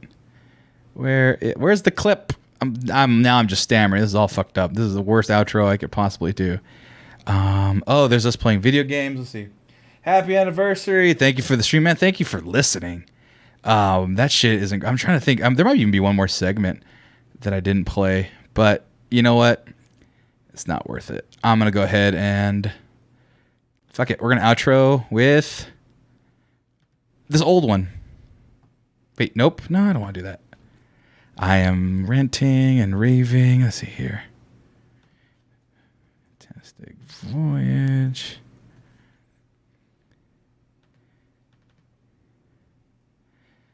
Oh, fuck. Let's just do it this way. Enjoy the show. Appreciate it. Apple Sage, Nug, thanks for the stream. Here's to many more years of Mexcellence. Also, for those of you who are subscribing, we do have an emote, and we're coming up with more emotes as we go along. Let me show you guys. Where the fuck are the emotes? Where's my face? There's my face. Yeah, we're going to get more emotes in this piece. Look at the emotes. Did I press enter? Enter. There you go. Look at those emotes. There's my face, guys. We're going to come up with more. I'm going to buy some more. But cheers to everybody. And now we can outro with the original Fantastic Voyage intro, outro, audio. Goodbye, everybody. And we'll see you on Tuesday back to our regularly scheduled programming. Thank you so much for all the things and all the time. Mexcellence forever and forever, 100 years, 100 times. See you next time.